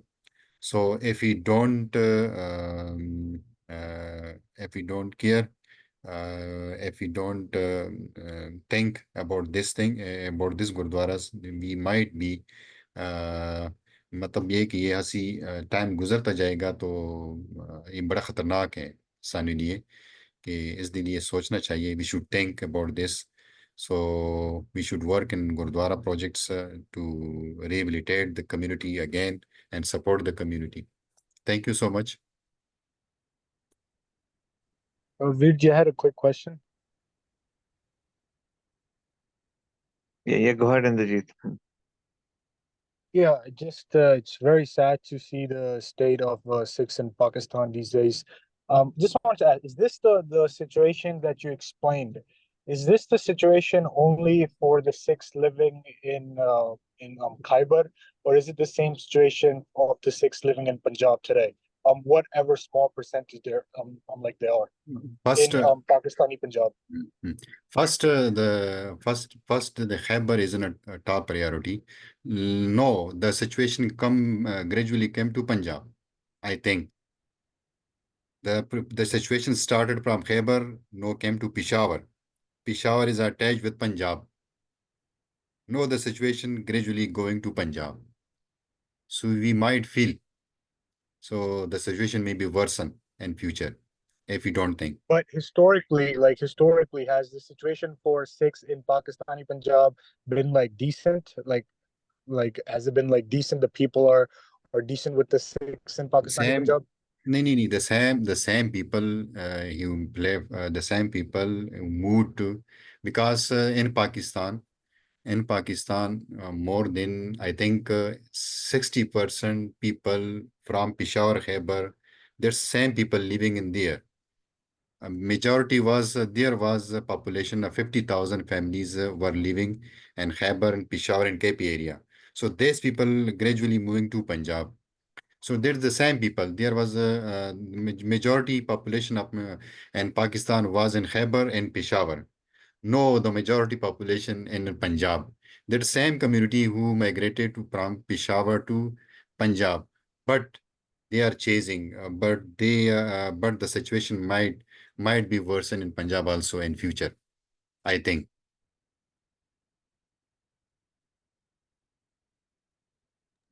Thank you. I have a question for you too, Uncle Ji. I want to ask, what is the relationship of like the Sikh community in Pakistan with the Pakistani government? Like when Sikhs are threatened or targeted, killed, or when, United Sikhs or other organizations are doing these initiatives, do you get support from the government, or is it kind of similar to like how the Indian government is also targeting and discriminating against the Sikh community? So I just want to ask what the governmental relationship is like. We have close relationship with government. They are supporting. The government are closely supporting. But government cannot do anything because they are also targeted. Their security force also daily targeted. They have daily killed. Their security force daily killed by Taliban, other unknown person. So how can they protect us? They are also on targeted position. So government are closely coordinating with us. They are supporting.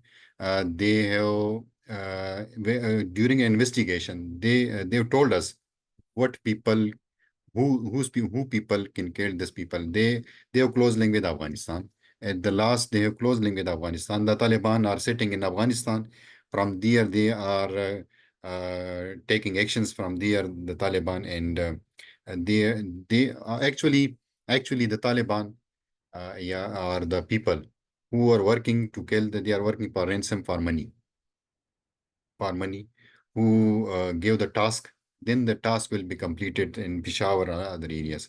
That's why. So government are closely supported. Even agencies closely supported. I was the member of community. I was the member of, that's why I remember that I have met with the government security agencies, ISI and other government agencies. We met, we have discussed the issues to protect the minority.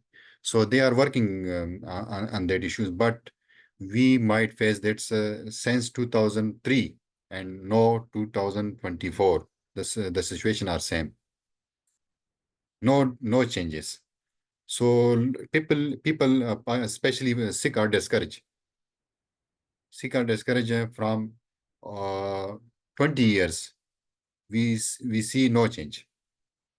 Same every year, 3-4 people are targeted by SIS that claim. So that's why majority Sikh migrated to India. Gotcha. So Okay. then going forward, do you think like is the situation, do you see it saying like if since 2003 and now it's the same going forward, you said it's gonna get Same. worse. No change. So do you think that we need like the Sikh community needs to work closer with the government or like find a way to work together and defeat like the Taliban, or like how can we It's how do you see the situation improving? actually when from abroad, Sikh community can force the government, it's some impact. If we meet the community, it does impact. When some pressure, putting the pressure from abroad, that government are thinking that someone have pressure on us. So that's why the government are working. When the Sikh community were targeted, we have protested on the roads. You have seen the pictures. We have protested on the roads, but no one come. When the Indian media and international media raises the voice, then the government came and negotiated. We will work on that. So that's why my purpose to that abroad Sikh community, especially UK, USA, other communities should force the government that we should protect our minority. And Pakistan, there should be a way. So we cannot leave the Pakistan because Pakistan is our motherland. Our Sikhism came into being from Pakistan. Our 90% Gurdwara, historical Gurdwara, are in Pakistan.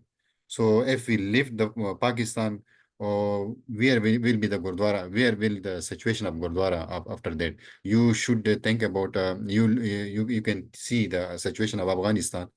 There's many historical Gurdwaras. No, the Gurdwaras are empty.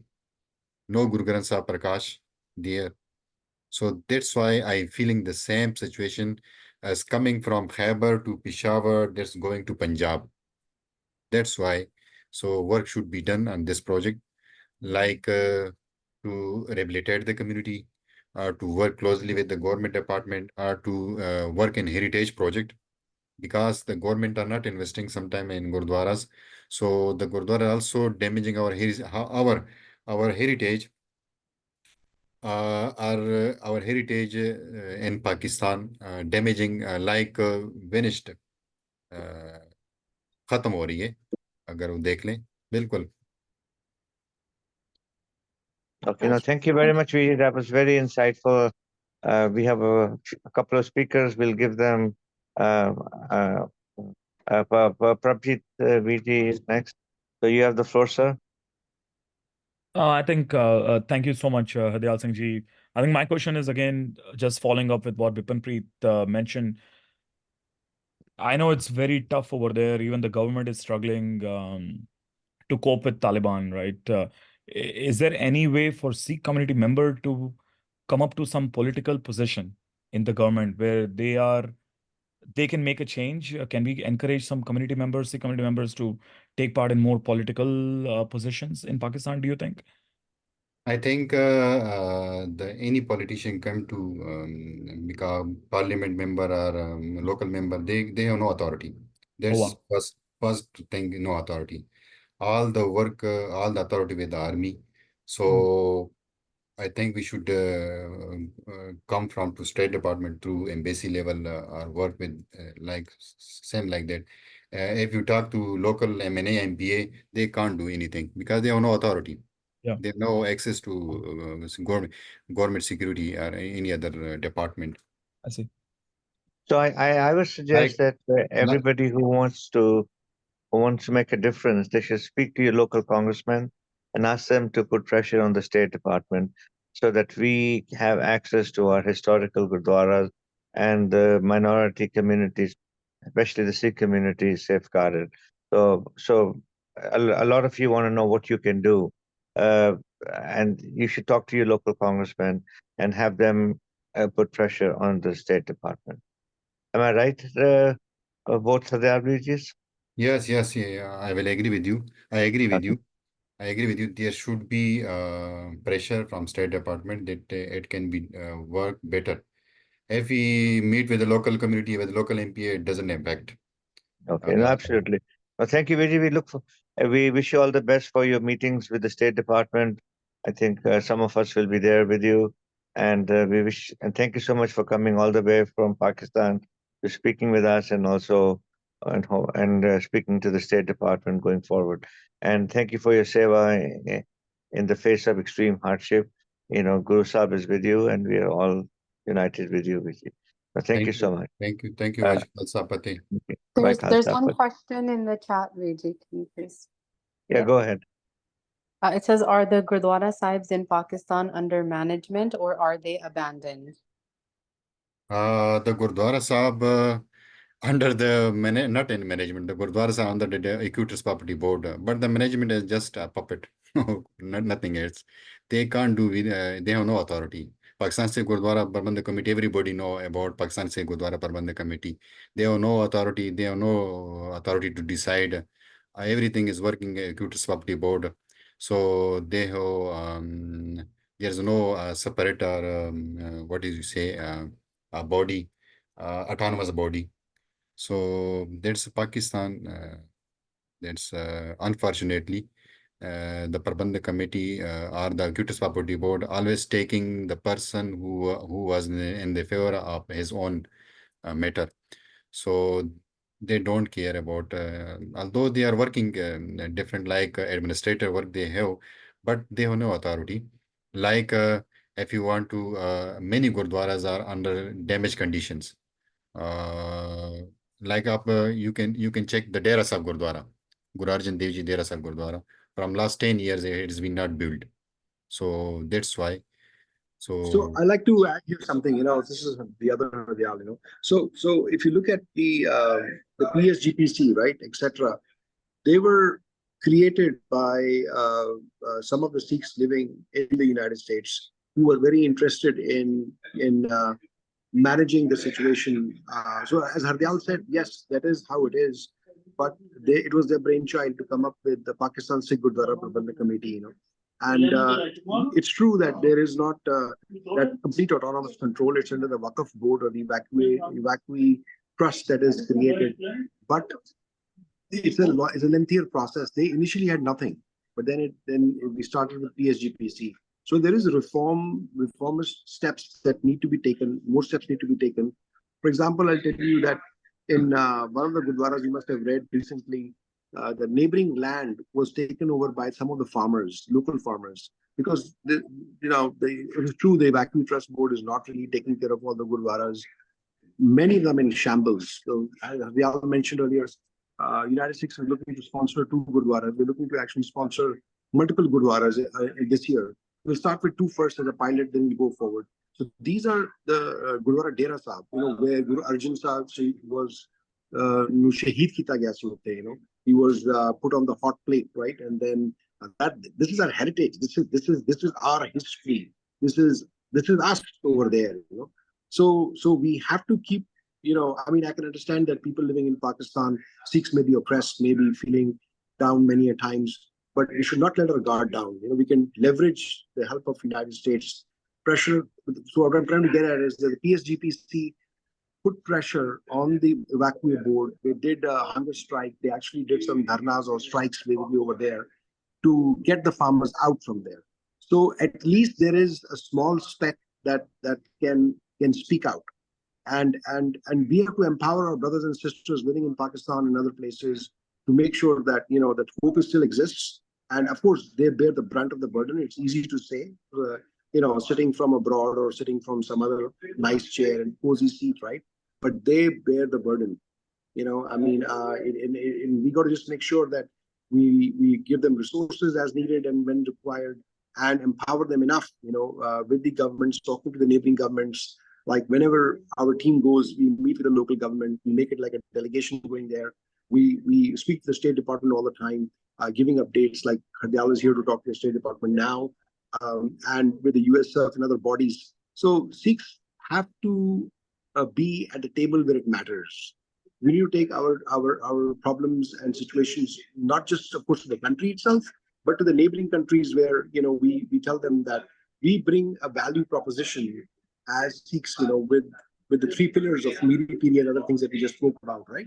And that value proposition is visible when they see us working in disasters. We're giving back to the communities. So why not help our own community also? So we have to use different methods and approaches to actually make sure that we are able to help our brothers and sisters in Pakistan, in Afghanistan, and in other countries as we go along. Okay, thank you very much. Our next speaker is here. If there are no more questions, Hardyal ji, thank you so much. We'd like to give you a big fateh and thank you for your seva. And we are all Vai Khalsa, Vai Fateh ji.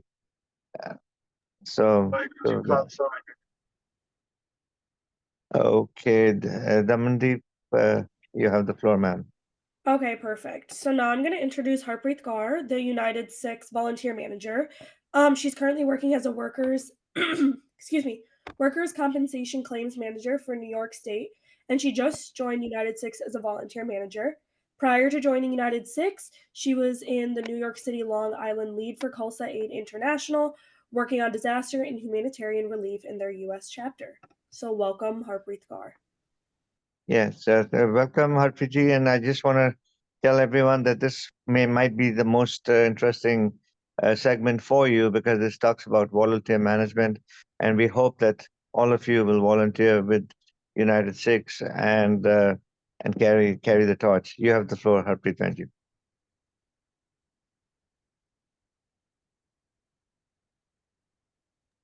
You're on mute, Benji. Vaheguru Ji Ka Khalsa, Vaheguru Ji Ki Fateh, everybody. Hello, how's everyone doing? Okay.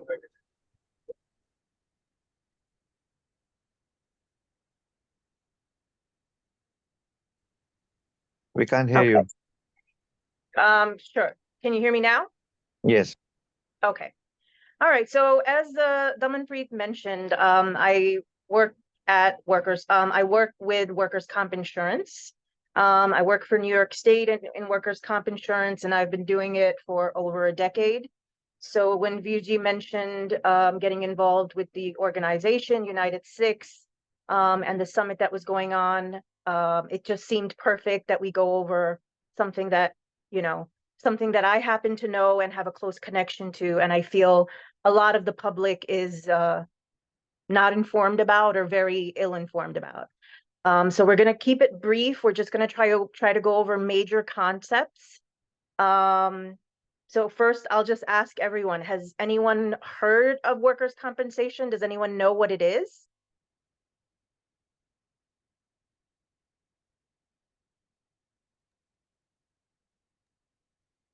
Is that something to do with if you get hurt at work and your work is able to help you deal with that? You got it. Actually, yes. So you're the informed person, basically. I mean, I just wanted to say real quickly, I ran the workers' comp program for the United Nations, and out of the 100,000 people in the UN, only about 20% knew what it was. So and it's a very important aspect of everyone's life. So, I'm glad at least someone knows. Anybody else wants to take a shot at this?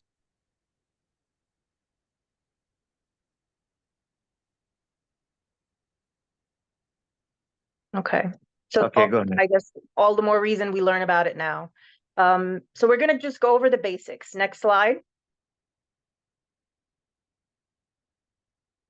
Okay, so workers' compensation, what is it? It's a system of insurance that provides wage replacement. We are all either working or going to work at some point. So this is something that's going to play into our lives, whether we realize it or not. And the number of people that I speak to in family, friends, other circles that have gotten hurt on the job, and when they hear what I do, they have questions, but then it's too late. I got injured 5 years ago, or something happened to me. Oh my God, I didn't know. Could I have filed a claim? Most likely you could have. So it's one of those things where this is directly going to impact your life. It's very good to be aware, learn what your rights are, know where it applies, where it doesn't apply. So we'll go over that briefly. It's a system of insurance, basically, that provides wage replacement and medical benefits for employees when they're injured on the job. Basically, if you're injured on the job during the course of the job and you're out of work, this is the insurance that covers your salary and your medical benefits. Now, you don't have to get the insurance yourself. It's not like renter's insurance where you're responsible to get it. The burden and the requirement is actually on the employer. So per state law, this is all mandated by states, and then some is mandated by federal, depending on whether you work for the federal government or you work in the private sector or for the state. So your employer is the one that is mandated to have the insurance, and then it comes into play when you file a claim. When you're injured, you file a claim. The purpose of this is to protect both the workers and the employers. It's not just protecting the employer, it's protecting the workers also. So we'll go over that in a little bit. Just to go over the brief history, federal government was the first to establish workers' compensation program, and then they expanded it to cover civilian employees with the act that was passed in 1908. That provided benefits for workers engaged in hazardous work. The remaining federal workers were covered in 1916. And then 9 states were covered under the law in 1911. And then by 1921, all but 6 states and the District of Columbia had workers' comp law. At this point today, each of the 50 states, the District of Columbia, Puerto Rico, and the U.S. Virgin Islands have their own program. The federal government covers its employees through its own program. It also administers Longshore Harbor Workers' Compensation Act that was enacted in 1927. So that's the totality of the workers' comp there.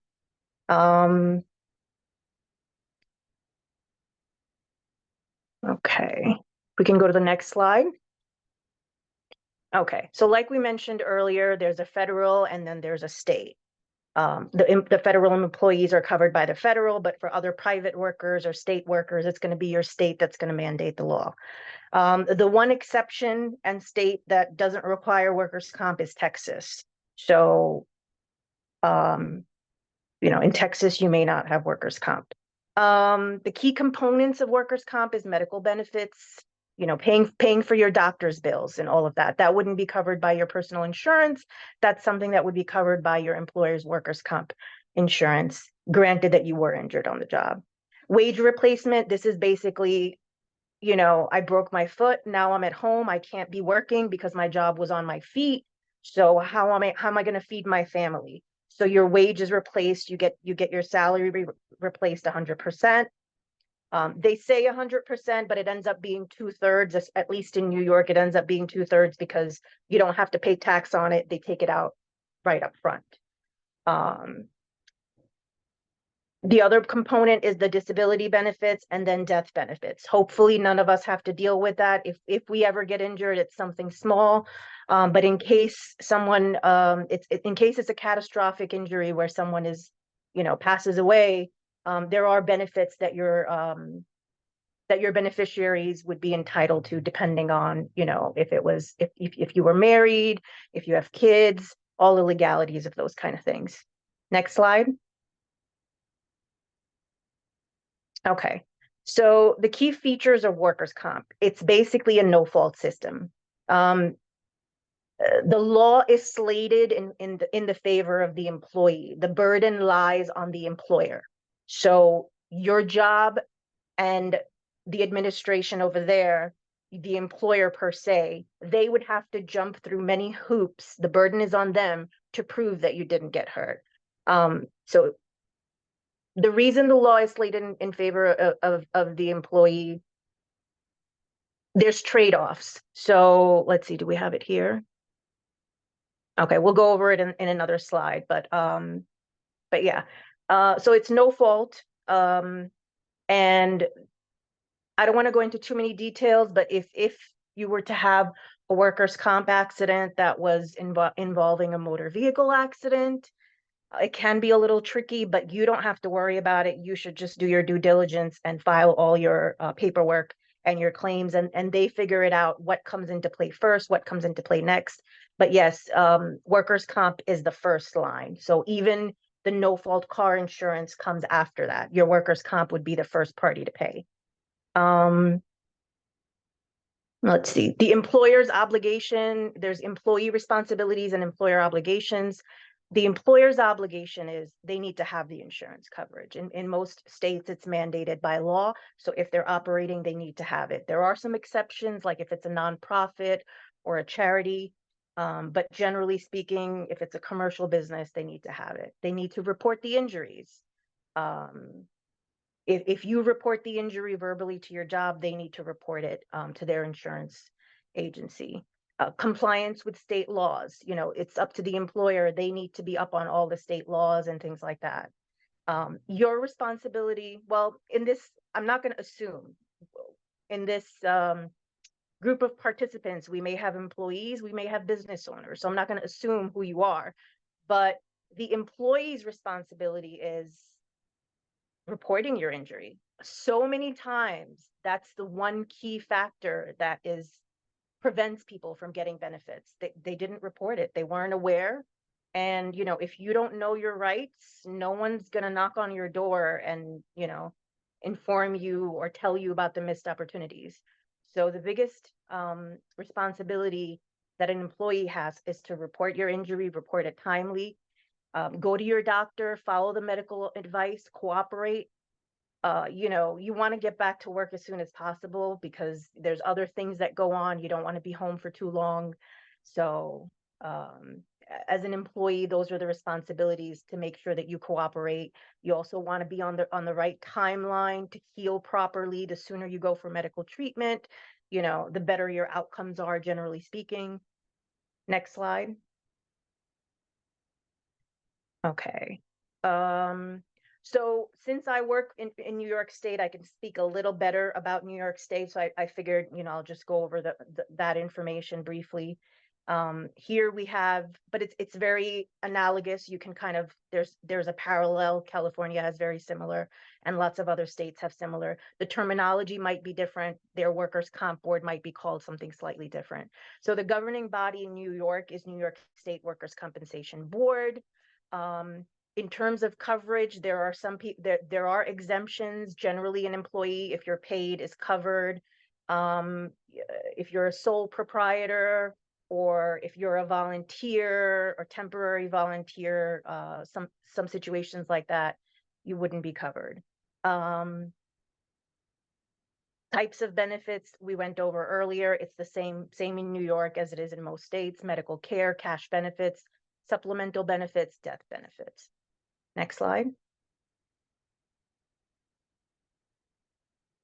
Like we were talking about earlier, the most important part for the employee, their responsibility is filing a claim in New York. So the way the process works in New York is you notify your employer. You can notify them verbally. You can do it via text, in writing, email, whatever, as long as you notify them, whatever works best in that particular situation. You seek medical treatment. You go to your doctor, your on-site emergency care, emergency hospital, wherever you can go. File a claim with the New York Workers' Compensation Board. You know, there's various ways that a claim can be filed. Your employer can file one also, but you don't want to rely on that. An employee's responsibility would be to make sure that they do their due diligence, and not only do they inform their employer, but they also file a claim officially. Important deadlines for New York: you want to report the injury if it's an accident, like you banged your knee or something like that, where you can isolate it to a particular day that it happened. It's going to be 30 days. You want to report the injury within 30 days. So ideally, you want to have the claim filed within 30 days, and you want to have reported it to your employer as well. If it's an occupational disease, which would be like hearing loss, or let's see, asbestos exposure, vision loss, things like that, that don't occur on one particular day. It's through the course of employment and years of work. You know, you've developed some vision loss, or you've developed some hearing loss, or for those, it would be 2 years. It would be 2 years from when you've been removed from that exposure. So, or when the law is a little complicated. So 2 years from whenever you know or feel like you might have an occupational disease, I would say the clock's ticking, and you want to report it and file a claim as soon as possible within the 2-year frame. Next slide. All right. So obviously there are disputes because anything in life, one side may say something, the other side may say something else, and we got to figure out what the truth is. An employee may have a dispute where their claim is not being handled properly. So what's the recourse that they have? The way the disputes are handled in New York is you can have a hearing. It can be an informal conference, or you can have a formal hearing. You can get an attorney. You don't need to have an attorney, but attorneys are well informed. But if you're somebody that's very diligent, can look things up, can file for yourself, you can do it yourself as well. In New York, an attorney, I'm not sure about the other states, but within New York, the attorney doesn't get paid until you do. So if you're overwhelmed and you want to speak to an attorney, don't think that they're going to ask you for money first. They shouldn't. If they do, report them to the Bar Association. It's a standard thing that with workers' comp in New York, they only get paid out of the benefits that you get. So if it turns out that you have a valid case and you get workers' comp benefits, they'll get a portion of it. So, and you can always, there's an appeal, even if it's a decision, it's not the end of the line, you can appeal the decision. Obviously, as things get more complex, an attorney would be helpful, but it's not required. So there's just basic information that's available online. Next slide. All right. So the benefits and limitations of workers' comp. The benefit is there's a protection for workers, you know. We're all working in different industries, and to have that protection, it's beneficial. You know, work continues. We're a productive society, and it's all centered around that. So on one hand, it's great for the welfare of the workers, but it's also great for the business. And then the predictability for employers. Again, the business side of it. For employers, there's a predictability. They can depend on workers. They're taken care of if they get injured. There's a system in place for them. And once they heal, they can come right back. Limitations. What are the limitations? There's a potential for fraud. You know, people shouldn't, but some people may lie and try to game the system. There are processes in place to prevent that or try to catch that. But that's one of the limitations. In any, you know, government benefit program, there's going to be a potential for fraud. So there is one here as well. Although this is a quasi-government and insurance combo. There's also limitations on compensation amounts. So every year it keeps the average weekly, every year the total amount that you're entitled to if you get injured. Let's say you're injured and your job was on your feet and you're totally incapacitated, can't walk or something, you're getting paid at a total rate. That's 2/3 of whatever your salary is, but there's a cap to that. There's a minimum that you get paid and there's a maximum. So if somebody, this is what we noticed, the higher paying jobs, there's less potential for fraud there because they're not getting the full, like if they were working the amount of salary that they'd be making, they're not getting the same compensation from workers' comp while they're out of work. Why? Because it's capped at a maximum. Beyond that certain maximum, you don't get more. So if you're a high paying individual, miraculously, they tend to heal faster. They tend to go back to work faster. You know, money is a great motivator. So fortunately or unfortunately, that's the reality. But what is good is every year that maximum is being raised, and that's tied to the labor statistics and whatever is the average for New York State. The workers' comp raises it to that, for that to be the maximum for workers' comp compensation as well.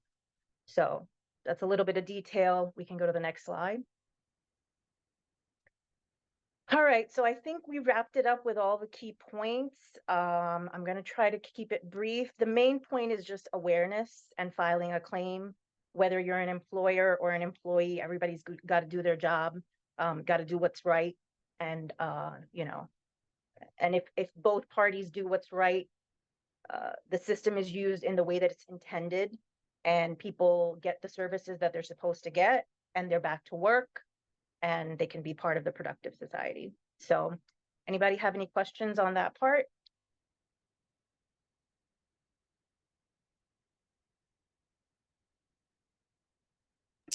I had a quick comment. My dad actually took advantage of this, and he worked with a lawyer who was Punjabi, so it was just easier to like communicate and stuff because he got in a bad accident and was looking for workers' compensation. And I'm from Michigan, and I don't know like the legality and stuff here. So I was hoping that you could guide me a little more, because we've had several people talk to my dad and be like, wow, like XYZ happened to me. And it was like you said, they didn't know who to reach out to.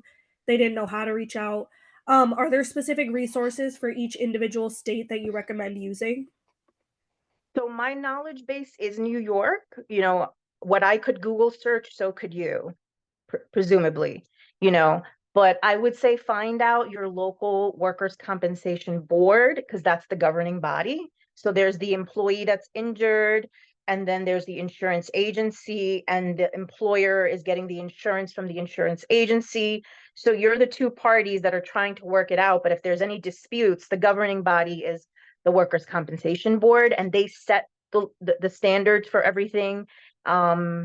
And they're basically the objective place that you can go to get information. You should be able to ask the insurance carrier as well, but if you have a lawyer, they should definitely be providing all that. But yes, if someone doesn't have an employer, an attorney, or they're just injured, I would say check with the workers' compensation board. You can just call them and explain what happened, and they'll tell you what forms you need to file and what your timelines are and things like that.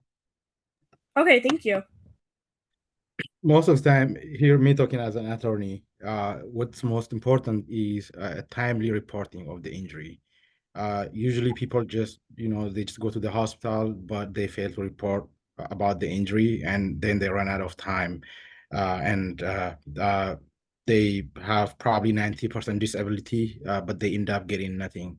So whatever information that we need to share or any resource, got to start from there, because any state might have a different procedure, but it's very, very important. I cannot really stress this enough. We can share this with our family or friends, within the community or Gurdwara, that documenting things, having things on the record, and immediately reporting the injuries, it's the best place to start. So I just wanted to add that, and thank you very much, Harpreet, for such a wonderful resource. So I'm sure a lot of us learn a lot from this. Let's just continue to open this for any conversation or any question that that might arise from the house. I have a quick question. Sure. I may know the answer to this, but still. I had a caller who was a truck driver and had a like a cardiac event. It wasn't like a heart attack while he was driving the truck, and then he pulled over, and now he can't work because he ended up having like a stent and put in. So his question was, would he be eligible for something like workman's comp? And he's in California, but generally, what do you think? Again, I'm not an attorney, but from my understanding and just objectively speaking, when in doubt, file claims. If you file, if somebody files for disability and files for workers' comp, and it was a motor vehicle accident, and they put in a claim with their insurance company, they're not doing anything wrong, because there are a lot of situations where things sometimes it needs to be litigated. So it's not that it's confusing for the lay person, for the average person, but it's also complex to figure out. And sometimes it needs to be litigated. And if you file all your claims everywhere, you're covering your bases, and let them educate you, and just be honest, and just be like, I don't know, I've heard of this, so I filed a claim. Please let me know. This is my story. This is what happened. Be honest with the facts, give all the information, don't withhold anything, and let them tell you, but you do your part. I can just tell you from what I know, like there's overlap, it's who they were working for, what state boundaries or country boundaries they were going through. And when it's a heart attack, it's high liability. So sometimes they just controvert is the terminology used for dispute the claim. So you have to do your due diligence, and there's a process, but just because it's disputed, don't get discouraged. That, did I do something wrong? Was it not workers' comp? Sometimes that's just the process. When it's that high level injury and the liability is going to be a lot, sometimes they just dispute it by default, and or there's a lot of moving parts and complexity, they dispute it by default and let it be litigated so that it's done the right way. So there's no clear answer. It's best to file all your information. And also usually they can call United Sikhs and we can find local attorney there because usually workers' comp, workplace injury are litigated on a contingency basis, which means there might not be upfront payment for a lawyer because once they recover money from the insurance, the lawyer is gonna get his cut or her cut. It's a well-known kind of practice within the legal industry that many lawyers would take this on a contingency basis. So it's possible that we can, as United Sikhs, we can find if not a pro bono, but a lawyer who just get paid, but they're going to get it once they recover the compensation. Thank you.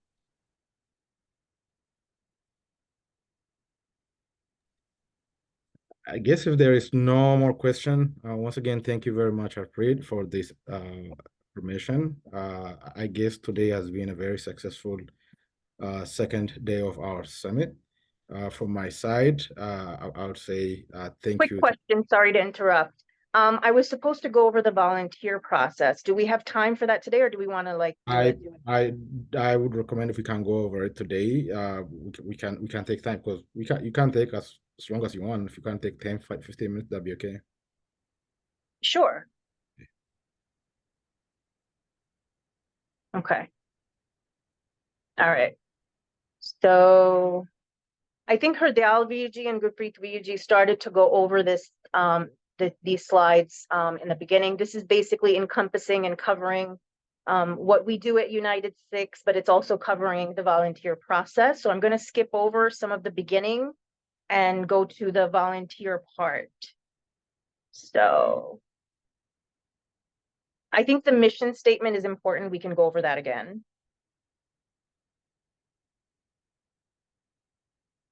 So just my little vote of confidence, I feel like one of my major reasons for joining United Sikhs was I think you guys are all an exceptional group of people that are here, throughout this summit, that are interested in these topics, interested in volunteering.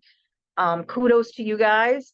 But once you start volunteering, there's another journey that happens. You learn more things. You question what you're doing.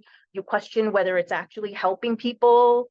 And I know I had this journey. So for my reason for joining United Sikhs was really their all-encompassing mission statement. And it's not just a mission statement. They're actually delivering on it, and they have programs that they're working on. So this will make more sense once you start volunteering, or perhaps it'll make sense to you right away. But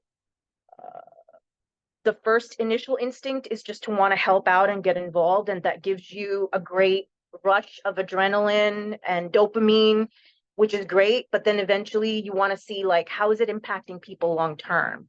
Like, are we teaching people skills? It's like give a guy a fish and you feed him for a day, but teach him to fish and you feed him for a lifetime. So I really feel like this mission statement encompasses that, because we're encompassing, education. We're not just doing humanitarian aid. We're not just going and feeding people.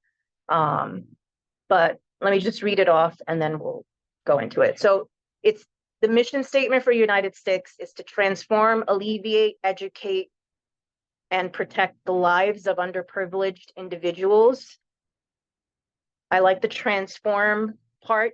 I think a lot of agencies are missing that part, the transform and the educate. The alleviate is there quite often. So to transform, alleviate, educate, and protect the lives of underprivileged individuals and minority communities impacted by disasters, natural or man-made, suffering from hunger, illiteracy, diseases, or from violation of civil and human rights, into informed and vibrant members of society by fostering sustainable programs regardless of color, race, religion, or creed.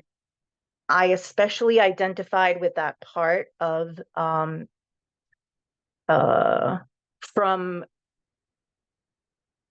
sorry, from to informed and vibrant members of society. I feel like that is essential, and I feel like we do that best here. So next slide.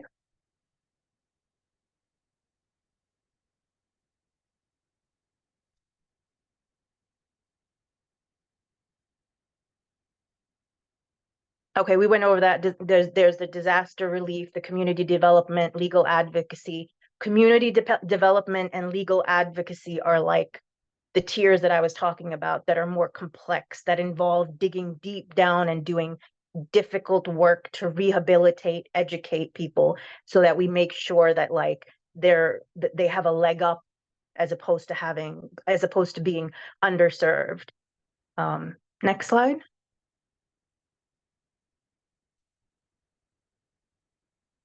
Okay, so community involvement is necessary for an organization to achieve its mission. So the way the selection process works is obviously we have different programs that are going on. Summit is a great one. So for you guys to volunteer, it's a natural transition. You're learning about what UNITEDSIKHS does and you want to get involved, and we need you to be involved. So this is the selection process. This is how we get to know you. This is how you get to know us. And we figure out if it's a right match. And I hope you guys that are watching feel like it's a right match. So we want to involve members, volunteers, and management teams to engage their networks and get involved. And then basically we're talking about all the steps that are involved. You want to engage your networks. You want to assess the needs first and develop a position description. Then you get into once we do that, then we get into potential members and volunteers and leaders that may be best suited for that particular need to develop. And then it also depends on your interests. If you have an interest, if you have a knowledge, if you have a skill or background and you want to do a specific program, whether we have it or not, talk to us about it when you volunteer. We can work with you to come up with something new. That's what we need. You guys have great ideas, and that's what we need to make UNITEDSIKHS grow. So basically the selection at the end is going to be based on a combination of those. It's going to be based on your abilities, your interests, your knowledge, and a match of that to perform the task.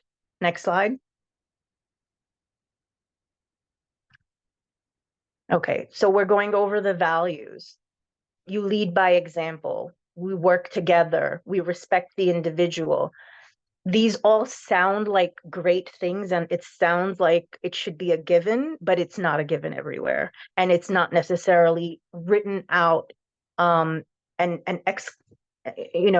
it's not written out like this as part of their culture and as part of a conscious effort of a way of organizing the organization. So this is just going to give you an indication of it's not just talking the talk, but it's actually walking the walk. So we lead by example, we work together, we respect the individual, we seek the facts and provide insights.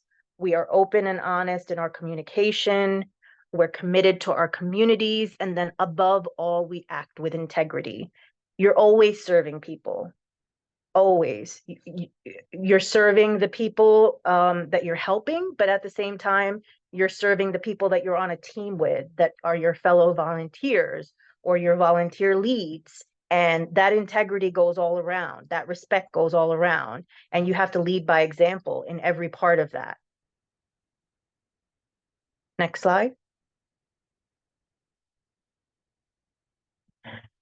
Okay, so hopefully I know you all are going to go and volunteer. Some of you I spoke to on the phone when I made those intro calls, already signed up online. So if you guys did, that's great. This is the life cycle of what a volunteer can do and how they can get involved once they become a volunteer. You can go from volunteer to coordinator. You can go to regional coordinator. There's assistant coordinator, manager. Basically, what it's saying is that there's a lot of growth here. We want you to get involved. There's growth. There's opportunities. And as you gain more responsibilities, there are different levels for you to go to, and for people to help you, resources to help you. Next. Okay, so the duties of a volunteer, you have, okay, so you have projects, you have operations, you have marketing, you have media. The projects would be the legal advocacy, policy making, humanitarian aid.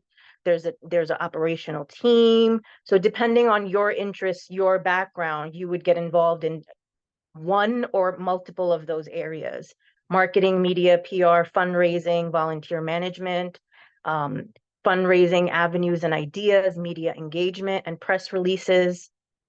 So we need volunteers for all of those.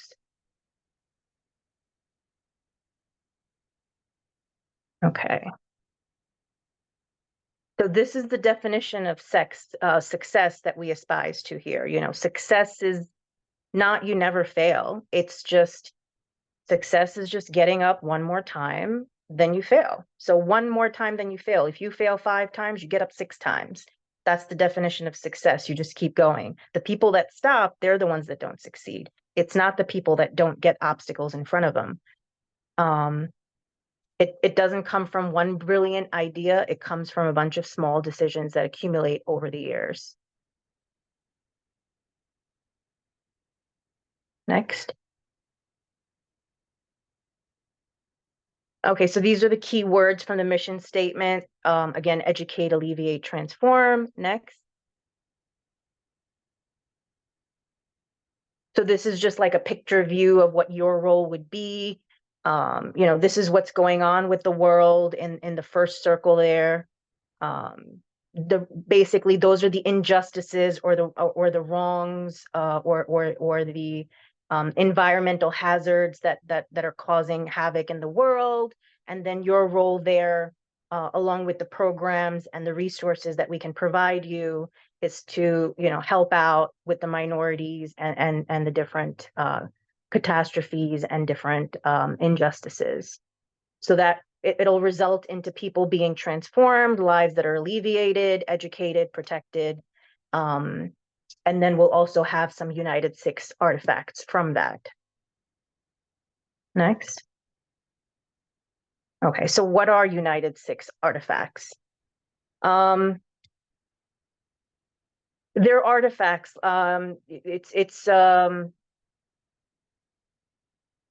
It's what's produced at the end. How do you get your story across? We need to control our narrative. I think Sikhs, I'm going to borrow here directly from Hardayalviji when he did the presentation for me. So what's basically happening with Sikhs around the world is they're doing a lot of great work, but, you know, being humble, they're not speaking on it, which sounds great. But what ends up happening is it's lost in translation, or other people frame it in a different way. So you don't want other people telling your story. You want to take ownership and tell it. So the artifacts is what helps us do that.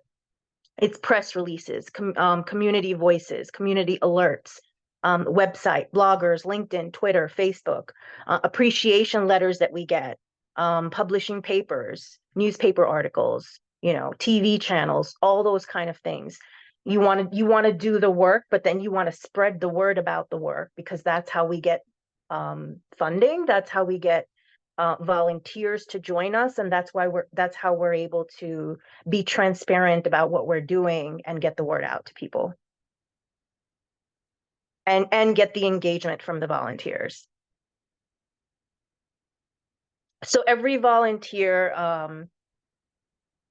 or employee, if you happen to work for UNITEDSIKHS, has a line manager, a director, a people manager.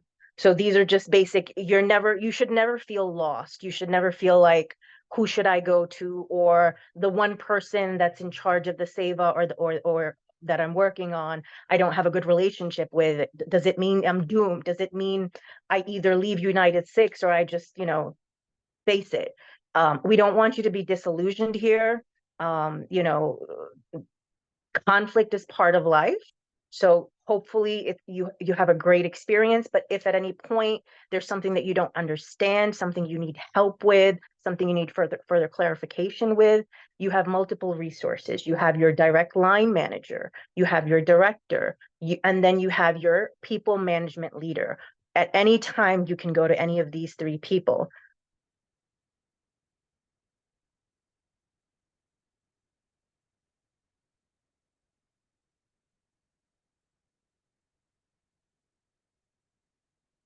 So the way to get this whole process started, I know you guys want to volunteer.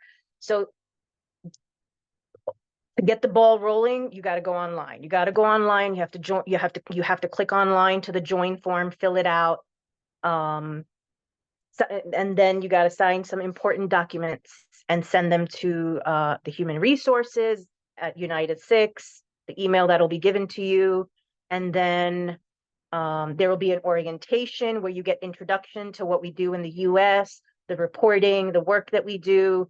Then there's an ID creation, there's mailing lists. So you basically go through the funnel and go through the whole cycle, and you will be well informed and know all the resources that you have. And then you'll attend training, if whatever trainings are necessary and geared towards the particular project that you're working on, whether we set you up with a project that's already going or something that you've suggested and we're going to help you create, you're going to get the training that's required for it. And you're going to understand there's going to be a roadmap, and you're going to understand the roadmap, and you're going to work with your line manager. Next.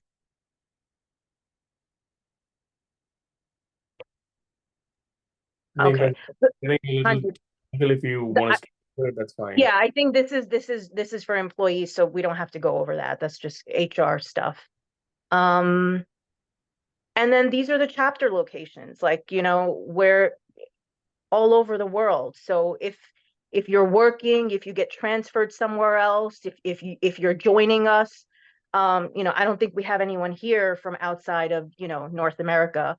But we do have, I think, one Penji from India. So if anywhere you travel, anywhere you go, or anywhere you want to go, we have the chapters that are there. We have work that you can get involved in. Just let us know and we'll make it happen.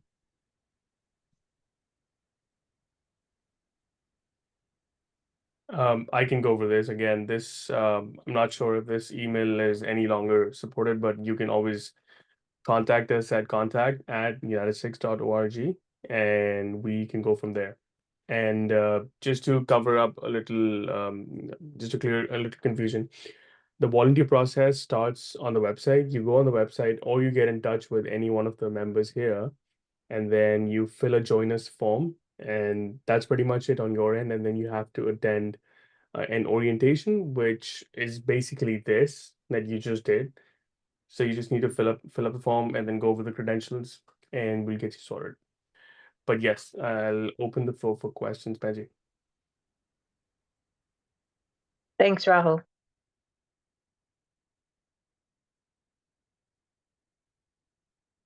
Go ahead, Bipinpreet. Yeah, thank you for that information, Harpreet Banerjee. My question is, how much of the volunteering is in person and how much of it is remote? Because I would love to volunteer and get in touch with like the New York office because I'm from Pennsylvania, but I do go to school at Penn State, so it's like about a 5-hour drive from New York itself. So it'd be difficult for me to like be in person too much. So I was just wondering, like, if I were to get involved in like perhaps like the legal advocacy side of it, since I'm pre-law, like that would fit well. How much of that would be online volunteer work and how much of that would have to be in person?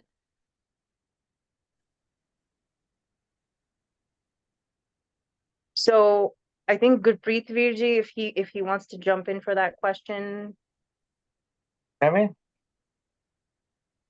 you hear me? I Yes. I can take a stab on that Sure. question.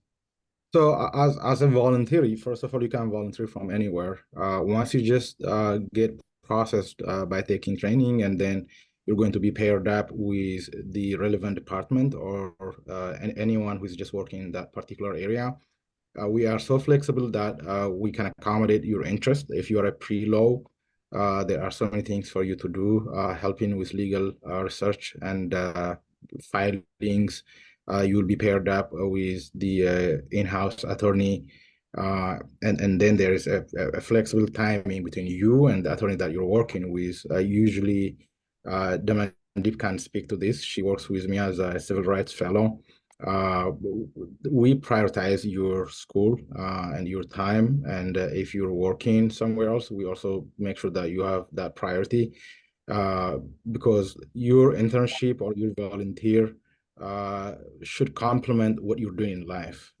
It should not be something that stand in between your goal, your ambition, and the things that you do. So you can volunteer from anywhere, in any form or shape you want. It can be an internship. The key thing is just providing the relevant information, CV, or anything of that nature, so that you just get on board and then hammer out the time that you want to be available to work. Gotcha. Perfect. Thank you so much, Dr. Gavisa. And Damandeep, you have a question? Yeah, so when you talked about volunteering in like these other locations, is there a specific I have some family that has like volunteered in like a different country or a different location, and I was wondering what the process and the vetting for something like that would be. Like as a college student, it would be something like I can do in my summer break or like my winter break, go to a location for a few weeks, volunteer and come back. I just wanted to know like how realistic that was and if you guys have something that's set up for volunteers to do that. When not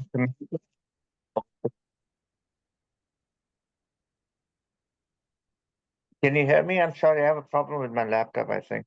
I can hear you. Okay, so did you mean within the United States or outside the United States? Both, primarily outside of the United States. Yes, so I have a couple of volunteers on the call that went to Ukraine for a mission, which was very exciting. Would you like to talk to it? Yes. Uh, I would love to hear their experience if they want to. and Jasleen, do you want to talk about that?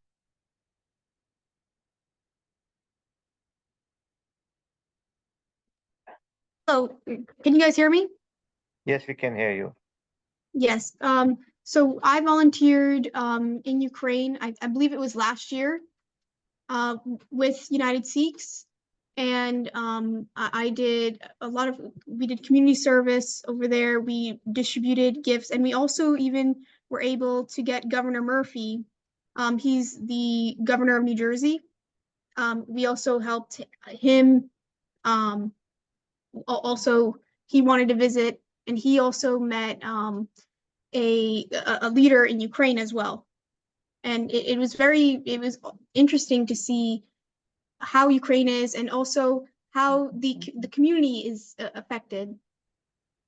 And also, another thing we did was we also visited an orphanage, and we saw how like terrible the war has impacted people, and especially IDPs as well.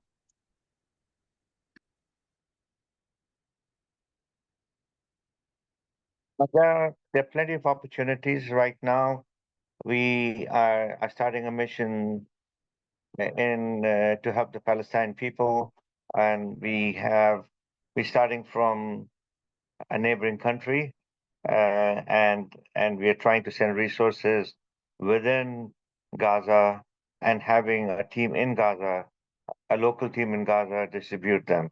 So obviously we wouldn't want to send you into Gaza right now, but it depends on whatever you want to do. There are lots of opportunities.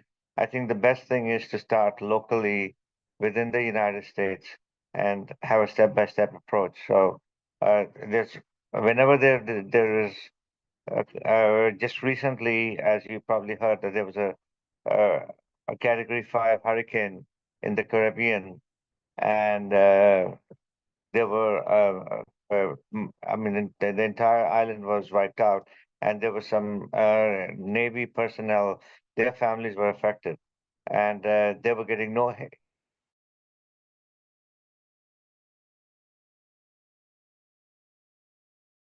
aid to these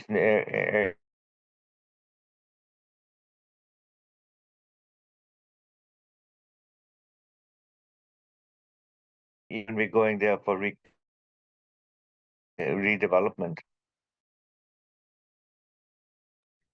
This I is think a lot of opportunities are we really have a back. you know, So they're all step by step. but I think, I mean, just to summarize it all up, I mean, there's no limitations to volunteering, right? I mean, you can be home and work in a different department, or if you want to be out in the field, you can do that as well.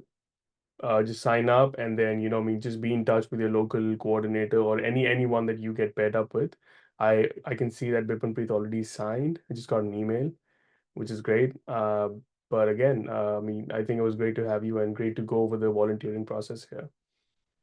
But if there are no more questions, then I think, you know, we can be excited for tomorrow. And thank you for being here today. Awesome. Okay. Yeah, and thank you. And don't forget to post your experiences on social media and tagging United Sikhs. And has anybody posted so far? They No, did not. I'm going to post one tonight. Okay. If you do it before 12 o'clock, you'll get a shot at today's giveaway, and then there'll be another one tomorrow. So, you know, it's not about the money. It's just about the recognition and your experience. You know, that's priceless. You know, and every participant that comes here brings a lot of excitement, and that regenerates our excitement to do seva. You know, so you guys motivate us to do a better job. So we are very thankful for your presence here, and so please share your stories, your experiences, hopefully good ones, and on social media, and tag us, and and like we said, you know, you're now part of United Sikhs going forward, and you're going to be our ambassadors, and we are going to make this world a better place together. Tomorrow's program starts at 1 p.m. So we'll share with you the updated program schedule. So just keep an eye on that. Yeah, and then tomorrow and day after we have a very powerful speakers.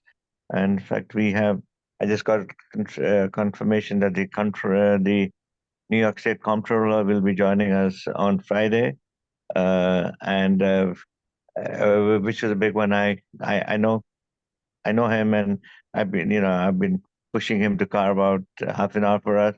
So we finally succeeded today.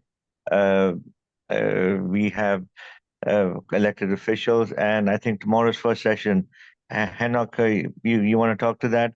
I think that's probably one of the most interesting,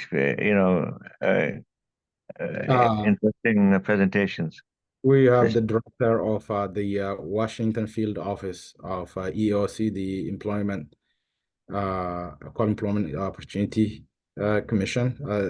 Demandeep was asking about the process of workers' comp earlier. This is going to be a very important resource as to how people should go about when filing for employment-based discrimination. Usually being a Sikh and then working is, as we all know, most of the issue that we receive is that people get discriminated against because they have a turban on or they carry a kirpan. So this presentation particularly is going to share with us Mindy is gonna share with us the available resource from the EOC and procedures. So it's something that we would be sharing with community members and Gurdwara. So I really strongly suggest that session. So we're looking forward to that tomorrow.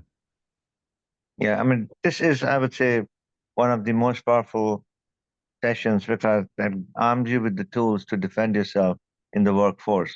Because a lot of us get discriminated against, are treated unfairly, for the wrong reasons, and so and we don't know our rights. That's really it. So and she's a very busy person, but we were able to ask her to join, and she agreed. She was here last year, and it was a very powerful session. Please make sure that you're not late for it, and we'll spread the word in the group. So we want to make sure everybody shows up for that. Okay, thank you very much. You've been a great audience, and we look forward to seeing you tomorrow. And don't forget to post. Okay, ji, Vaheguru Ji Ka Khalsa, Vaheguru Ji Ki Fateh.